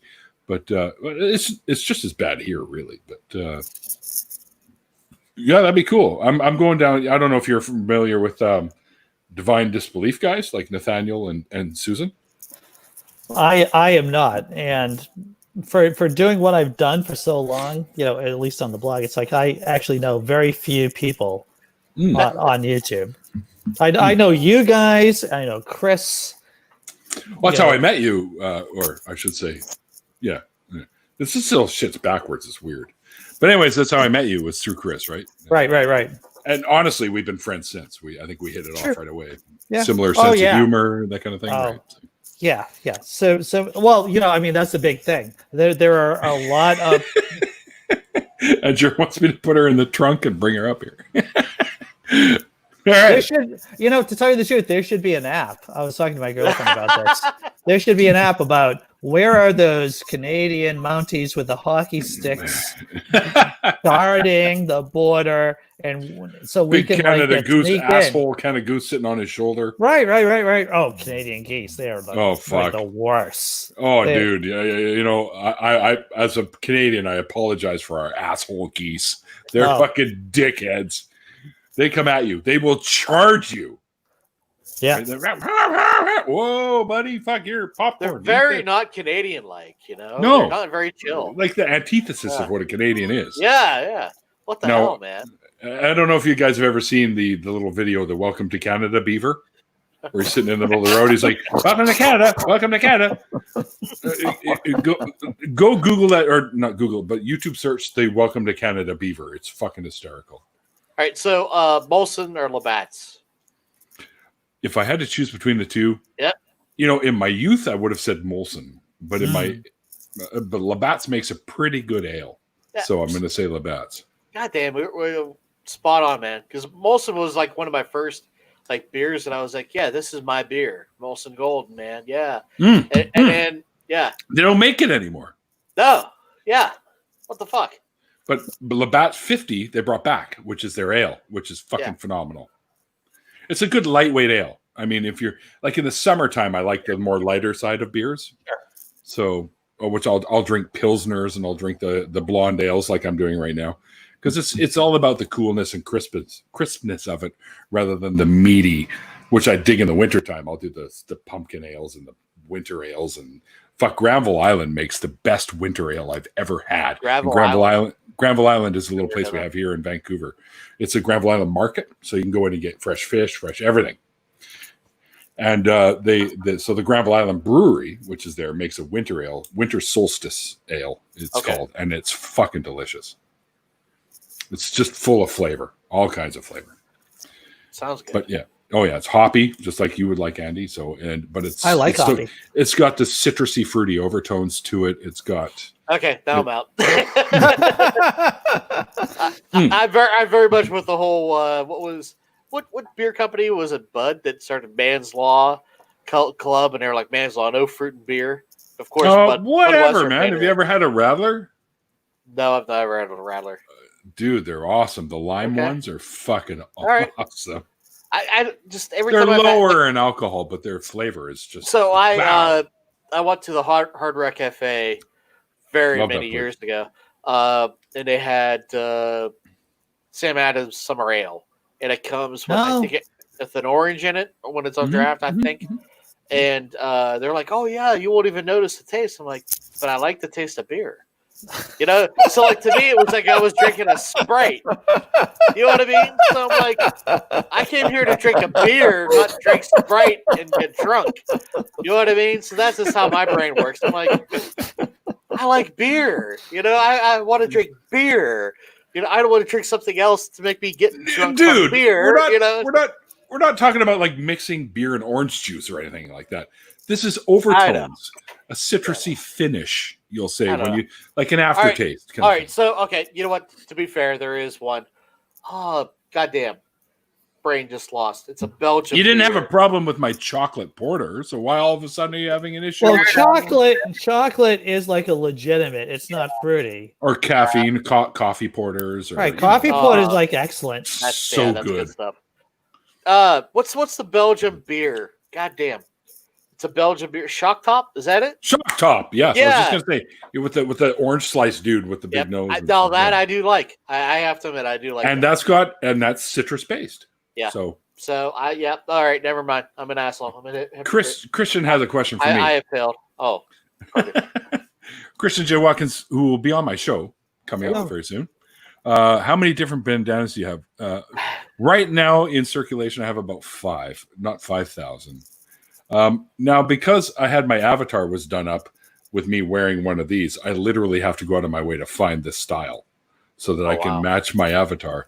So, but it's not as bad as you think. They carry these at Walmart, so it's pretty easy. Oh, that's easy. Yeah. And I have a Walmart literally. I could walk there in 10 minutes, so it's right down the road. I don't know if I should feel happy for you or sad for you. Oh, it's like going into a really fucking like a drunken amusement park half the time when I go in there and I see some of the shit that people are wearing and it's crazy, but it's great. It's okay. I don't know, Andy. A minute ago he was name dropping. Now he's talking about his avatar. It sounds like such an elitist. God, what the hell?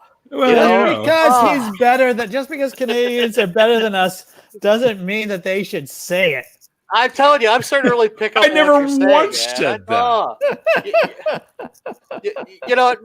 Maybe you guys are just too connected to your old country of Britain, that born to rule kind of thing. I know you're better than us. It's okay. I am. I do have English in me as well. I believe that. When I see, I think I was adopted. And remember I was talking about earlier about how born to Christian parents, raised as a Jew, which, I mean, if God wants everyone to believe in Jesus, he went about it the wrong way with me. Exactly. Why didn't he figure that out whenever he put those things together? It's all part of God's plan. So his plan was for me not to believe in Jesus. This is what his plan was? Seems legit. He was testing you, Neil. He was testing you. Well, apparently I failed because I still don't believe in Jesus. But anyway, so where was I going with this? So you're saying that you were born to Christian parents, but raised as a Jew. This is fascinating. Continue. Basically that was my whole point with that, with the whole, why would God allow something like that if Jesus is the way, right? You figured the Holy Spirit, speaking as a post-Christian, I think the Holy Spirit is the laziest part of the Trinity, because the Holy Spirit's supposed to be teaching people how the Bible works and how, like Christianity. Has he been able to figure it out? Because I sure as fuck can't. Never has. And if anyone was going to be fired, shit in there all over the place. If anyone was going to be fired from the Trinity, it would be the Holy Spirit. Hey, so speaking of Holy Spirit, we're going to talk about shirts. What do you got there? I can't even see that. All right. So I completely reject the Holy Spirit, but I embrace the Irish ones. So the Irish one. But are you really Irish if you're not part of the one true church? Right. Exactly. Yeah, I know. Anyway, so being adopted. Oh, sorry. Born to Christians. This is the funny thing, right? Because within this 5 minutes, we just hit the core of personhood and who we identify as. Seamus as not being Catholic, and you apparently you're like the fifth column, Neil. The one with all the question marks. This is fascinating. So whatever this is going on, go on. Okay, so I think the coolest thing and the weird synchronicity kind of thing about this, I was conceived in the back of a '57 Chevy Bel Air hardtop. That's a Bruce Springsteen song, my friend. I don't even know why that isn't a Bruce Springsteen song. No, it's a Billy Joel song, isn't it? Billy Joel, yeah. Yeah. Anywho, my adopted father was holding on to his '57 Chevy Bel Air hardtop for his firstborn son, or first son, which was me. Unfortunately, his mother made him sell it when they moved from Florida to Montreal. It's a sin. Right? So that's kind of a weird connection there. Anyway, so I forgot where I was going with this. But anyway, so it turns out that I have some English in me, Italian, French, a little bit of Irish. Did you do one of those DNA things? Is that what you're... Well, this is what they told me based on our heritage when I found my biological family. Oh, okay. And Italian, a lot of Italian actually, because my father's, his name is DeRozier because his parents were French and Italian, but Biagioni was the Italian side, right? So I've got lots of European descent in me for sure. But I do want to do one of those DNA tests because I'd love to know what other little fringe shit that's in there. I did a 23. I did a 23andMe test. One of those like saliva swabs, and it turns out I'm white trash. Did it say trailer anywhere in there? It said trailer. And why aren't you a Trump supporter? That's what it says. Now, traveling ride place, like ride workers or something. my nieces did that, right? But one was more Irish than the other. More Irish. Yeah, like significantly, like 20% more than the other. Oh, okay. Was that a fight? Was there a fight involved with that? It's I don't Irish, know. of course there was. Now, mind you, I'm fairly certain that both kids are my brothers. I mean, the sister-in-law had a past, but still, I'm saying, that's just weird. That is really weird. I mean, some people have called those things to be junk science, and that was like the first time that whenever I heard that, I was like, "Ooh, man!" Now I really do wonder about it. How there much are different levels you can do, and I think the more you pay, the better your results are going to be. Maybe that's more accurate. We'll say. Yeah. Or capitalistic. I mean, because we know that capitalism automatically means it's more fucking accurate. That's what we know. Okay, you're right. Okay, sometimes the amount of money you pay doesn't necessarily denote quality. I get that. Calm down, Carl. Possibly, the more money that you pay means it's the bigger fool. Maybe there's a relationship, a positive correlation between how much money you pay and the results that you get. I don't know. I can't believe you guys that we've almost been going for 2 hours. Have we? I know. Right? It seems like we've been talking for like hour and 40 minutes, almost an hour and 41 minutes. This is like a conversation I would have at the pub if we were just hanging out. Right? This is just like some of the more interesting ones. Yeah, I agree. Yeah. So this is what I was hoping for, to tell you the truth. It happened magically. Right out of the ether. Magically delicious. Sorry about that, shit. God damn it! My people better press too much. It's funny. Somebody chase the rainbow, you motherfucker. All right. Every time I have Math Pig on, I make him say Lucky Charms. Oh, that's funny.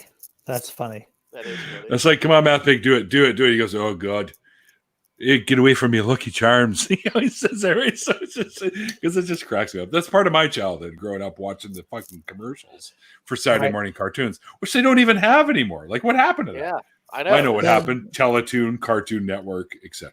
That's what happened. And crappy cartoons on Cartoon Network too. Yes. I mean, there were some good cartoons back. I mean, I'm going to sound like the old guy shaking his fist. Back in my day, you had Samurai Jack. Yeah. You had Samurai Jack, and that was a good show. Samurai Jack kicked ass, man. I love that show. I loved Samurai Jack, dude. That was great. I was adult when that came out, but I still watched it anyways. So did I. I was an adult, and I'm I got to watch me some Samurai Jack because, that's great. Because you can recognize really good, decent animation when it comes out that's got fun storylines that borrows from like ancient Japanese culture, that kind of thing, right? So I mean, fucking Samurai Jack was awesome. Did you ever watch was it Afro Samurai with Samuel Jackson? Yeah, that was fucking amazing. I didn't get to see all of it. I only saw one episode. I gotta find the rest of it now. Yeah, it's really good. Cool. Yeah, really cool. Well, you say if you plug in, hey, have you seen blah blah blah, and Samuel L. Jackson's in it? I'm like, okay, yeah, I'm immediately engaged. You know what I mean? So like, I know this sounds horrible, but everybody who's like, playing it safe in Hollywood, right? Since all the Me Too and everything else came out, so they're like, what can we do? The Rock, and more of The Rock. Everyone's implicated in this these days. Yeah. So I'm like, can we do more Samuel Jackson or Terry Crews or just off the wall shit? Come on, let's get serious. That's the stuff I want. You know what I mean? I want to get back to what was like the grunge, the nighttime drive-in kind of shit. That's the stuff I want.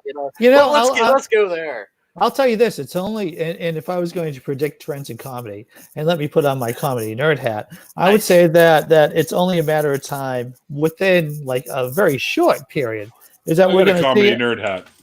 A resurgence of slapstick, right?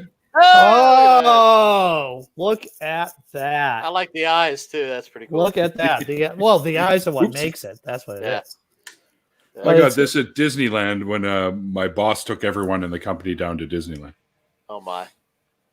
Yep. Wow. So you think Slapstick's going to come back? Yeah, I think it is because one. I didn't know it went anywhere. I love slapstick. It's Well, hilarious. you know Jim Carrey.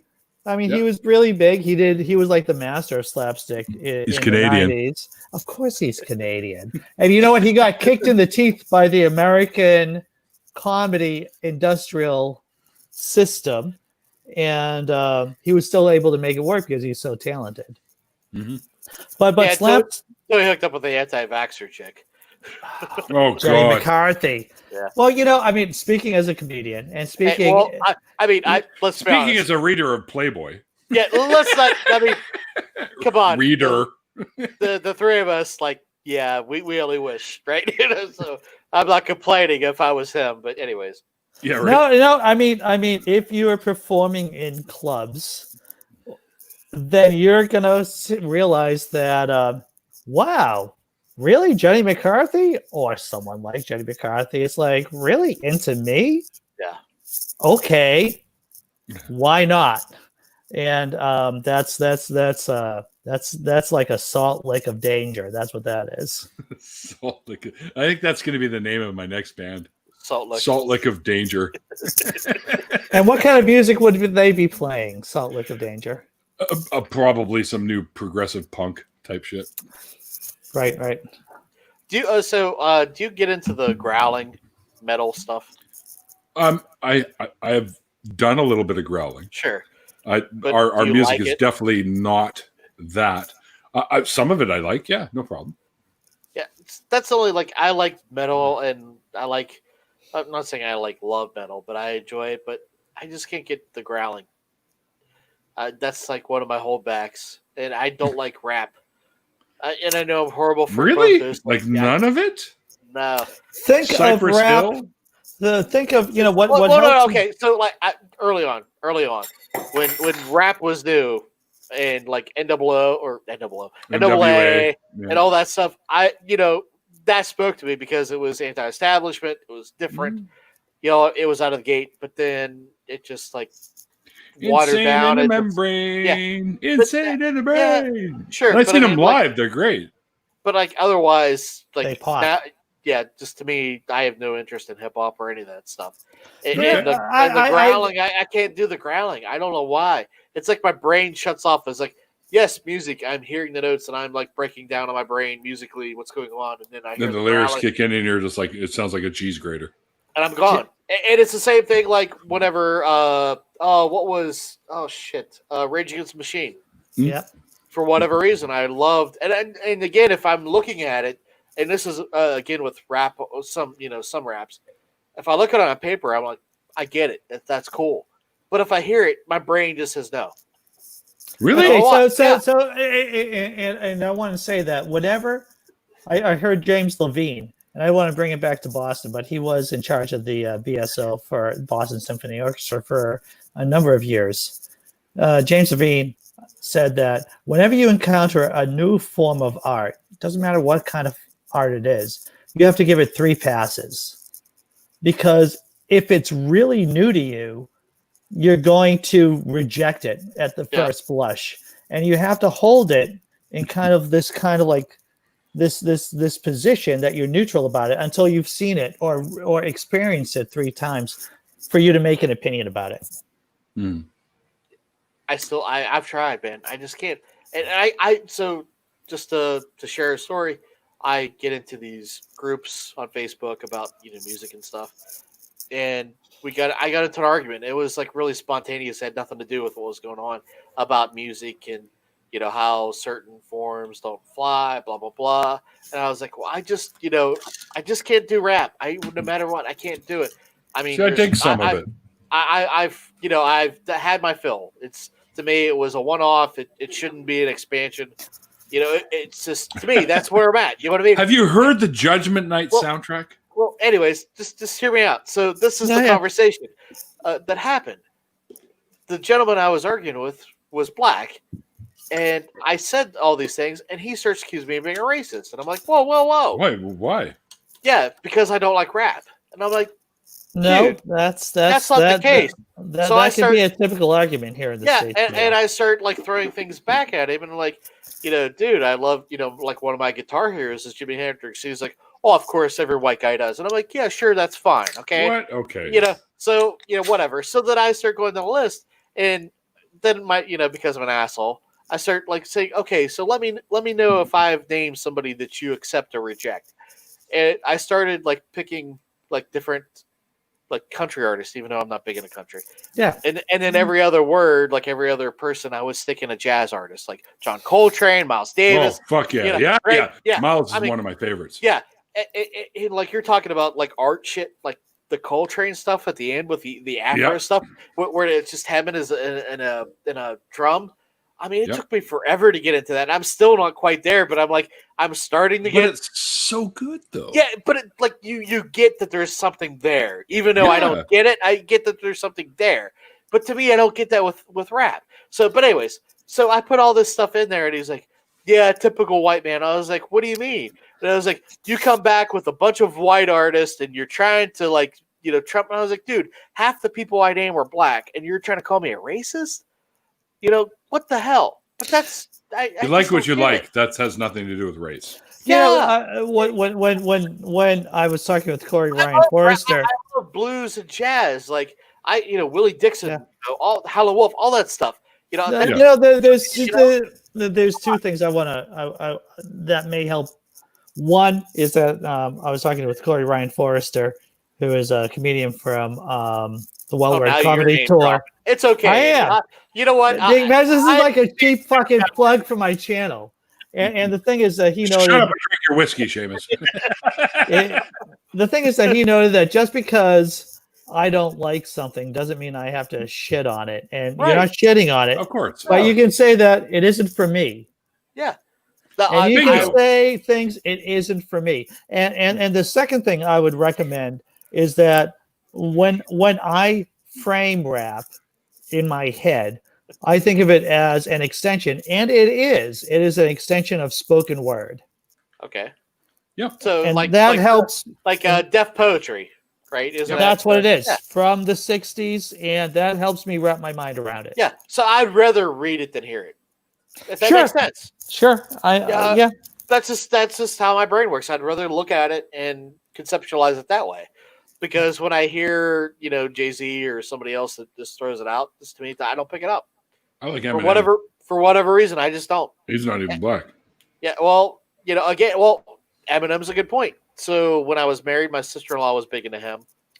And I don't know the song names, but the one that's kind of references the Phil Collins song. It talks about putting somebody in a trunk or something.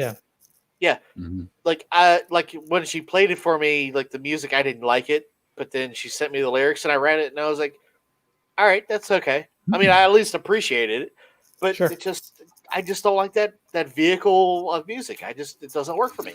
Once again, it is a form of maturity to say that it isn't for me, but I'm not going to shit on it. Yeah. I mean, I will look as far as learned that working in a record store. As far as shedding Right. As far as shedding on it, the only time I shed on it is whenever, and this was early on with rap, whenever they used to like steal the backtracks of rock songs and just throw it over, like Kid Rock. Well, I only shit on it when it's about Irish independence from England. That's fuck Kid Rock. He's a. I only shit about stuff when they're talking about the Easter Rebellion and shit like that. Chavis. That's all I do. It's like, why couldn't you people behave yourselves? Follow the English law. They knew what was best right. Because that worked out well for everybody else. I don't know. You guys have been going on about this, but I don't know if you've been paying attention to the chat at all. I haven't. Amy says I should send you a shirt like this because she thinks it's sexy. Oh, there you go.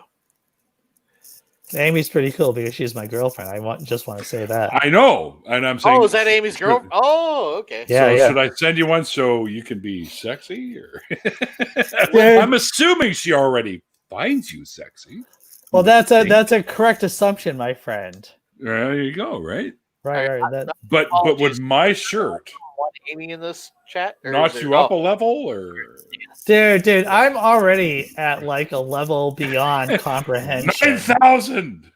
As Richard Dawkins would say, we would only understand things with our monkey brains in this kind of like middle section of experience. but I am already beyond that, to tell you the truth. Even with my lobster shirt on that I have. I don't know if anyone's. I have my Jordan Peterson lobster shirt. That's lobster hilarious. shirt. And in terms of Canada, though, it's a great country. You do have to own Jordan Peterson. What's the lobster shirt connection between them? We constantly apologize for it because Jordan Peterson, I think he wore it once or something in something, and everyone made comments on it. It's his totem animal. The lobster is Jordan Peterson because he's from the coastal Canadian where they do the lobster fishing. So. I love the fact of tribalism right here, and I'm not saying that you're wrong on this, but he is from is Andy an absolute drunk? I'm not an absolute drunk. You haven't even seen me absolute drunk. This is like The Simpsons. Oh no, we're working on it. We're working on that. But Jordan Peterson, that chat stuff is what you're referring to? What's that? The drunk stuff? Is that chat stuff? The drunk stuff, yeah, in the chat. Okay. Sorry, I don't usually pay attention. Sorry, guys. Oh no. Sorry. This is a safe space for non-sorry. Whoa, I'm Canadian. Sorry. We say sorry all the time. Sorry. Wow, that's good. That's good. That's a slur in Canada, right? Sorry for Celine Dion. Sorry for... I could go on. Right. Sorry for Jordan Peterson. Right, Jordan Peterson. He is Justin. Which was it? Justin Timberlake or? For Justin or not Justin Timberlake. Sorry, Bieber. Sorry Bieber. For Justin Bieber. Justin Bieber. I knew I'd get it right eventually. He probably wouldn't have taken off if he didn't have access to the internet. But what the hell? There's a lot of bad ideas that have been catapulted into the zeitgeist, if I'm going to use such terms, because of the internet. A lot of bad ideas. Bad ideas. How many people we got in the chat? We got 10 people right now. Do have a... Oh, okay. Usually I don't do the chat when we do our shows. Oh. Well, when you're on somebody else's show, Seamus, you don't have to do the chat, really. This is true. It's a person on that's hosting should be managing the chat. Yeah, what the hell is your problem then? I don't get it. I have many problems. I can. You're too busy name dropping and everything else. I I'm nothing but a problem. That's what I am. A problem upon many social media platforms. That's what I am. You're not a problem, Andy. Why? I can handle you. No problem. I imagine that if we were drinking together, you'd be like, Andy, I think it's a bit much. No way, because I'd be right in your footsteps being a bit much. So we'd be brothers in arms, my friend. We'd be walking around the city going, we're going to kick your ass if you don't get out of my way. And I'm almost 6'5". I'll wear my boots, so I will be 6'5". And I'll bring up my old bouncer ways and start poking people's eyes out and stuff like that. So we would be a 2-man Operation Mayhem. That's what we would be. Right? You go thumb or index finger? What you prefer? Thumb. With your gap? Thumb's the easiest. Yep. They never see the thumb coming. You use this finger, and they see the finger. You do the thumb, and it's much more stealthy. And you get more. Right you get here, more with the thumb push, too. And boop, it pops right up. It's easy. That's a teacher. They never see the thumb coming. That's great. That title of your sex tape. All right, guys. We're coming up to 2 hours. Fair enough. I'm gonna go and do stuff. I don't even know what I'm gonna do, but I know I have life stuff Finish that I have to engage in. But last thoughts. On anything. Whatever we've been doing for the last 2 hours. I was going to tell a quick little story. I had a phone call out of the blue a couple days ago. Somebody who wanted to meet me so I could get a letter to somebody that they have been holding on to for 20 years to get over to my cousin, Susan Armstrong. Well, it turns out this guy, his name's Leon. This guy is my Uncle Max's child from previous times before he married my Aunt Debbie. And from what I was told, I went and I grabbed this letter from him, which is right here. He's been holding on to this for 20 years. And Susan, my cousin Susan, is his only sibling because Max married my Aunt Debbie and had Susan with Debbie, but he's from a previous engagement. So I met up with him today, and I said, well, dude, technically we're cousins because you're, through marriage. Yeah. But I've since then spoken to my relatives. These are all my biological relatives, by the way, being adopted and whatnot. So they say they want nothing to do with this guy because this guy's been sending letters via his lawyer to my Uncle Max. And all he's really after is the estate and inheritance. Sure. So now I got to get back in touch with this guy who literally just texted me moments ago to tell him that I cannot do what you want because my family is now telling me that I need to give this letter back to you because they want nothing to do with you because of the threats that you've uttered to them about coming after them. Yeah. That's a shame. I'm sorry to hear that. But what I have seen in, my 52 years on this planet is that when, inheritance, Fuck people you. dying. You're not 52. I'm 53, so I'm even God older than this damn. guy. Wow, I'm even older than that guy. Tell you what, this is for both you guys. You guys look Thank you. fantastic. Thank you. Honestly, guys. I appreciate it. But it drives Youthful looks run in the family. Divorce, like inheritance, drives people crazy. It's going to do things to people that if there was like gasoline on fire, inheritance, divorce, it drives people mad. Amy informs me when you're able to, you're going to come see me. We will. Oh, dude, obviously we will. Why is that? Do you think that just people hold on to that part of the guilt or the despair or whatever you want to put to it? The thing is about divorce as well as inheritance is that you have all the underlying issues plus an incentive to be crazy. Yeah. Mm-hmm. With lawyers and lawyers. I mean, I understand more at divorce. Hello, I've been there. But inheritance is the same function. Inheritance is the same way because there are assets. It's all about the cash. It's about cash, and there are lawyers, and lawyers are there to make money for lawyers, and they're there to take advantage of the situation.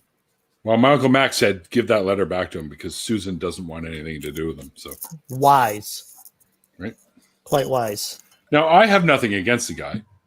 I will say, well, technically, when I met him today, I said, well, we're cousins. So I said, even if things don't work out between you and Max and Debbie and Susan and everything, let's go for a beer. Let's get to know each other a little bit because I'm not. Good on you, man. I mean, sure, he's got issues with that side of the family, and that's fine. He can deal with that on his own terms, and I can try and help, but I don't think I'm going to have much influence. But I can at least get to know a cousin of mine, whether it's not necessarily through blood, but through marriage. Sure. And have a few beers with them and hash this out. Maybe I can talk to him to change his attitude because apparently his lawyer's been sending letters to Malcolm X about the whole estate and influence and not influence, but inheritance thing. Maybe I can change his mind. Maybe I can say, listen, dude, if you really want to be in Uncle Max's life, you need to change your tune. You need to come at this from an attitude where, listen, I want you in my life. I don't care about the inheritance and all that. I want you in my life. And if that's what I did with my family when they found me, actually. Yeah. So, and it's been great. I've known them for over 20 years now. Mm-hmm. And they've met my adoptive parents or the parents that I knew growing up. And things have been fantastic. Neil, I have to tell you, I was, as soon as there's money involved, there will be people coming out of the woodwork. Mm-hmm. Mm-hmm. And that's all there is to it. People who wouldn't have anything to do with you beforehand. Yeah, I know. They will come out of the woodwork. And you know what? You're doing the right thing. You're doing the right thing by saying, it's like, hey, I'm going to assume that you're just not here for the money. Unfortunately, money can corrupt everyone. Everyone. I'm lucky enough to say that I've never actually been corrupted by. I was offered a job that was about to pay me more money than where I was working. And I said, yeah, that's great. But I don't have, you can't offer me what I have at this job that I currently work at other than the money. And what I've developed over the 12 years that I've been there is worth way more to me than any amount of money that you could offer me. I have 4 weeks vacation every year. I have a nice cushy lab job where I can be a scientist and work in the lab, and I get to do things for the environment. I recycle antifreeze so it doesn't end up in our environment, and I'm happy where I am, and the people there treat me like family. So you're going to have to offer me probably double what you've offered me for me to move to where you are. Yeah. Yep. I'm not monetarily motivated. No, of course I'm not. motivated more by the relationships that I could have. And I have to tell you, there are some of us who are. This could be another hour-long conversation, to tell you the truth, between class and incentives and autism, to tell you the truth. And I'm going to say it right now. Social constructs, dude. And there are things that I'm going to do in stoicism, right? Because there are things that I'm going to do because they're the right things to do. And you could say that's like Cicero and stoicism and everything. Or you could say, well, that sounds like a lot like autism, Andy Hall.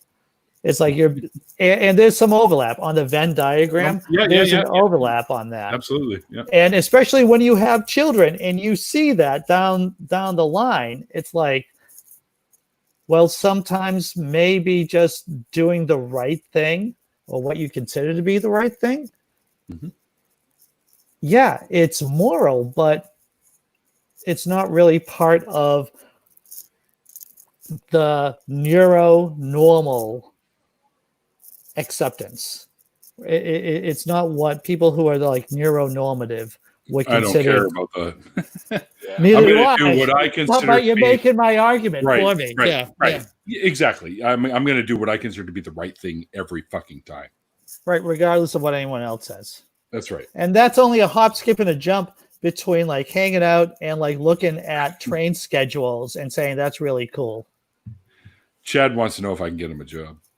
Chad, if you live in my area, I could right now with the whole COVID thing, we're not really looking to hire people. We actually laid people off. Sure. So unfortunately for me, because of my experience and my schooling, they can't lay me off or they've got nobody to do what I do. I've taught my apprentices how to do the testing, but I don't think they understand it on a scientific chemistry level like I do. So I recycle antifreeze. We bring in waste antifreeze. We put it through high heat distillation units. We got 3 of them that put out, and every day we can produce about 5,000 to 8,000, depending on how many machines we've got going. Oh, you're a physics guy. Well, yeah, chemistry's. We gotta go bring it back to Seamus. Seamus, last thoughts on this. Seamus has a what? Actually, I have a question I'm afraid to ask. Say the things that you never be afraid to ask. All right, so I've been having a recurring dream, and there's a reason I'm having this recurring dream. All right, so let me tell you the reason, and then I'll tell you the dream, and then I'm gonna head to the. Is it okay if I head to the head? Yeah. All right, I'm gonna head to the head, and you can figure it out. Yeah. All right, so. Anyways, so the reason I'm having this dream, I think, is more important. I mean, so my father, he's not in bad health, but we got some health issues that spun the obvious mortality reasons, right? Sure. You know, right? Yeah. Makes me think to a time not too long ago, probably 5-6 years ago, when my maternal grandma, right? Because that's my mom's, I think. Anyways, she passes away. One of my uncles who has found Jesus late in life, to the extreme. I didn't know he was lost. Right. At the funeral, not 30 seconds on mom, but the other how many minutes tells us why now is the time to go to Jesus. Life is fleeting, blah, blah, blah. And I am just fucking fuming the whole time because I'm like, I bet. Not that me and her weren't close for different reasons, but the fact that's your mom. You couldn't talking about your mom, and now you're talking about your Invisible Friends fan club, and you're trying to get more people to it. I mean, that's what's going through my head. And I'm like, Right. what the hell? So I've been thinking more about my dad passing recently because of some things, and I don't think it's going to happen anytime. I mean, hopefully it doesn't happen, but I can't help but think about it because that's course. me, and right? And I keep having these dreams of him trying to do the same shit at the funeral, and I'm saying the things, of course, like a typical dream. I'm saying the things, and I'm trying to stop him, but in the dream I can't.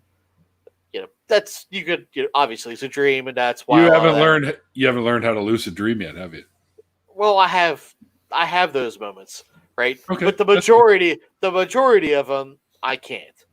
Okay, but when I'm in trying to process in reality time, I'm thinking, okay, obviously this is something that actually may happen. So my question to you guys is, how would you deal with it if you have this person who might, whenever given the call, so to speak, your father's in the casket, and yes, Dad he believed in God, but he wasn't a church-going guy, and that's a whole other can of worms. More deistic than anything. Sure. But he wouldn't appreciate this either. So I'm not just doing it on behest of me being the black sheep in the family, atheist asshole, right? You're not an asshole, Shane. Right. No, I am, and I embrace that. That's fine. So that's fine. Embrace your assholiness. Oh yeah, I mean, the more I embrace it, the better person I am, honestly. But seriously, I mean, how do you deal with it? I mean, it's a very uncomfortable situation. Everybody's there, but at the same time, this asshole's exploiting it, right? He's talking about death, and he's trying to guilt people in it. They'll always do that, especially during times like that. Yeah, because you're reminding him of his death. No shit, fucker. There's a dead guy in the goddamn room. Okay, like that was hard on you to really do this. Not only we provide you with a prop, you're going to jump on it. Yep. And they will. It's just a bad situation. So no couth. Again, if you were me, which mind you, I'm an asshole, and I could be one too. Yeah. So like all of my thoughts are to do the wrong thing, but hopefully I have many years to consider this, right? And maybe this doesn't happen, but I think it's going to. But my suggestion: thank you. Talk with your dad. Find out exactly what he wants as a funeral procession. I agree. And make sure that you adhere to that as much as his wishes are.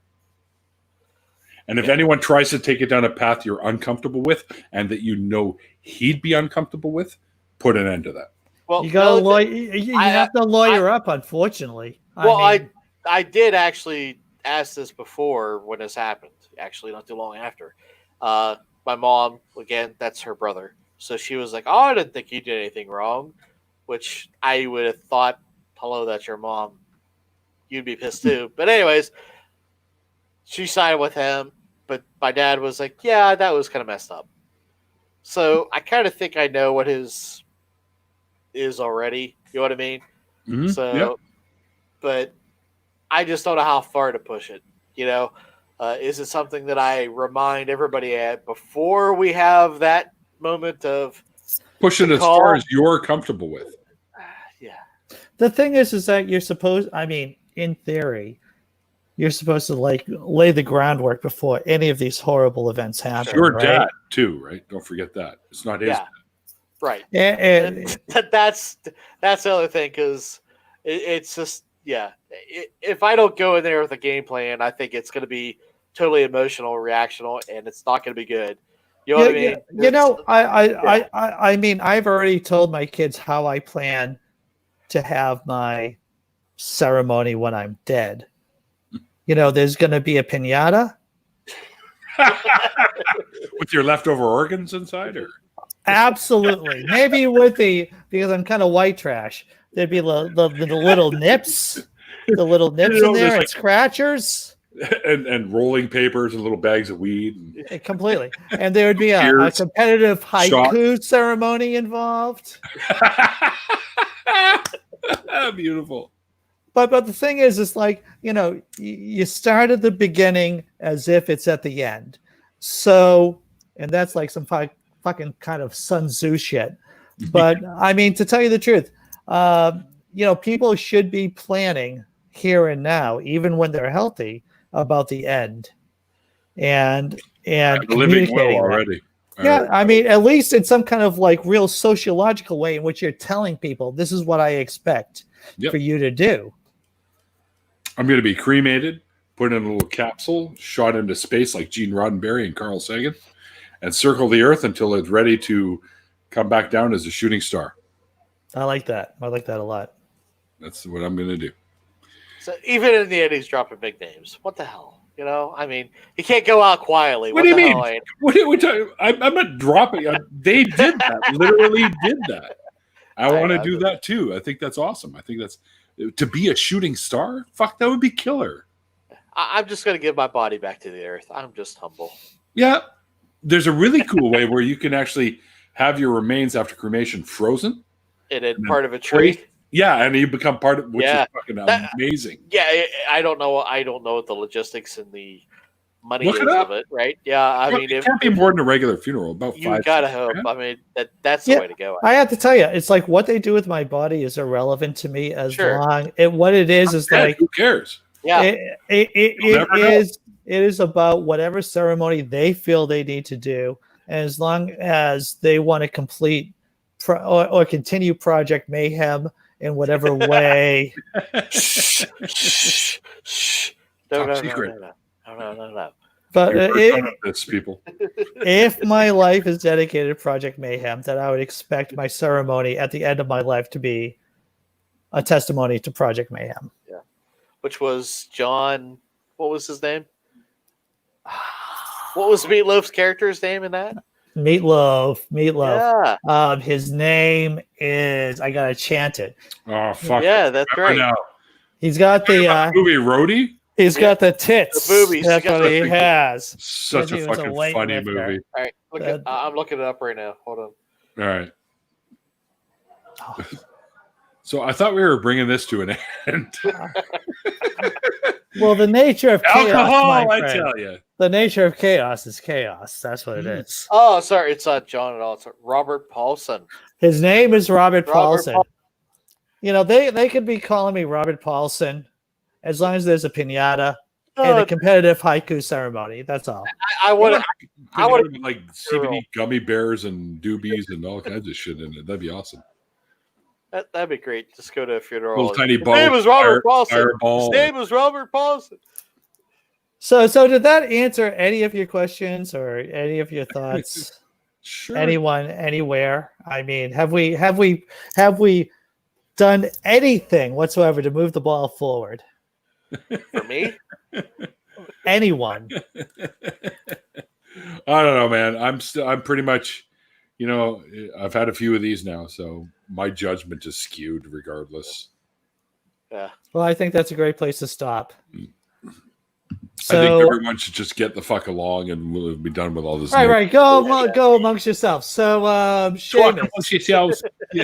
So, Seamus, where can people find you online, sir? All right. So, obviously, Twitter, you can see right there. It's the at the FT. Great show, by the way. I watched Thank you. Love you too, Neil. We're on YouTube, iTunes, Podbeam, all those other fancy shenanigans as you could find your favorite podcast. So do that. And then excellent. There's the Free Thought Profit Project is fucking great. I've been on their show and I plan on going back if they'll have me, which of course, they probably will. We'll have a great time then. I do a little show called Deconversion Stories with Neil, the 604 Atheist, as you can see by my name right there. You can find me there. You sub to the channel if you like. I'm approaching 2,000 subs, which is kind of exciting. Well done. Right. And it's taken a little while, but I feel that what I do is a bit of a slow process. But I've had all sorts of people that you probably have heard of on and people that you probably haven't heard of on my show. But it doesn't matter to me if they're known atheists or not, because all of the stories I think are important to be heard for people, especially people that are on the fence and considering becoming, whether they're losing their faith or not. I'll actually going to be chatting with a girl tomorrow who's still kind of a believer, but she wants to come on the show. and we'll talk about probably a little bit more SE style, a little more Socratic method style of what's keeping her attached to this belief, and we'll see what happens. But I've had all kinds of people on the show, like Seth Andrews, Aaron Raw, etc., etc. I've had Seamus on, I've had John on, I've had Andy on, I've had lots of people on the show, and every story has a message behind it, and I think that's why I do it, because it's important, so that people can watch these and say, "Hey, I'm not the only one out there that thinks this way." That's so tomorrow night. Is that what you said you're going to do with this person that's on the fence? I'm talking to her tomorrow afternoon via Discord. We're going to do the Discord chat because she still lives with her very, very religious family, and she's on the fence won't right be now. Live, right? No. It won't be live. We're going to set up when she can Cool. come on the show, and then of course everyone can come and hang out and check that one out as well. Awesome. Yeah, because that sounds fascinating. That's awesome. There's an intersection there between class and whether or not you're going to be enslaved by. And good on you for just reaching out for her. And dude. Good. Yeah, that's good. Job well done. I get emails constantly now.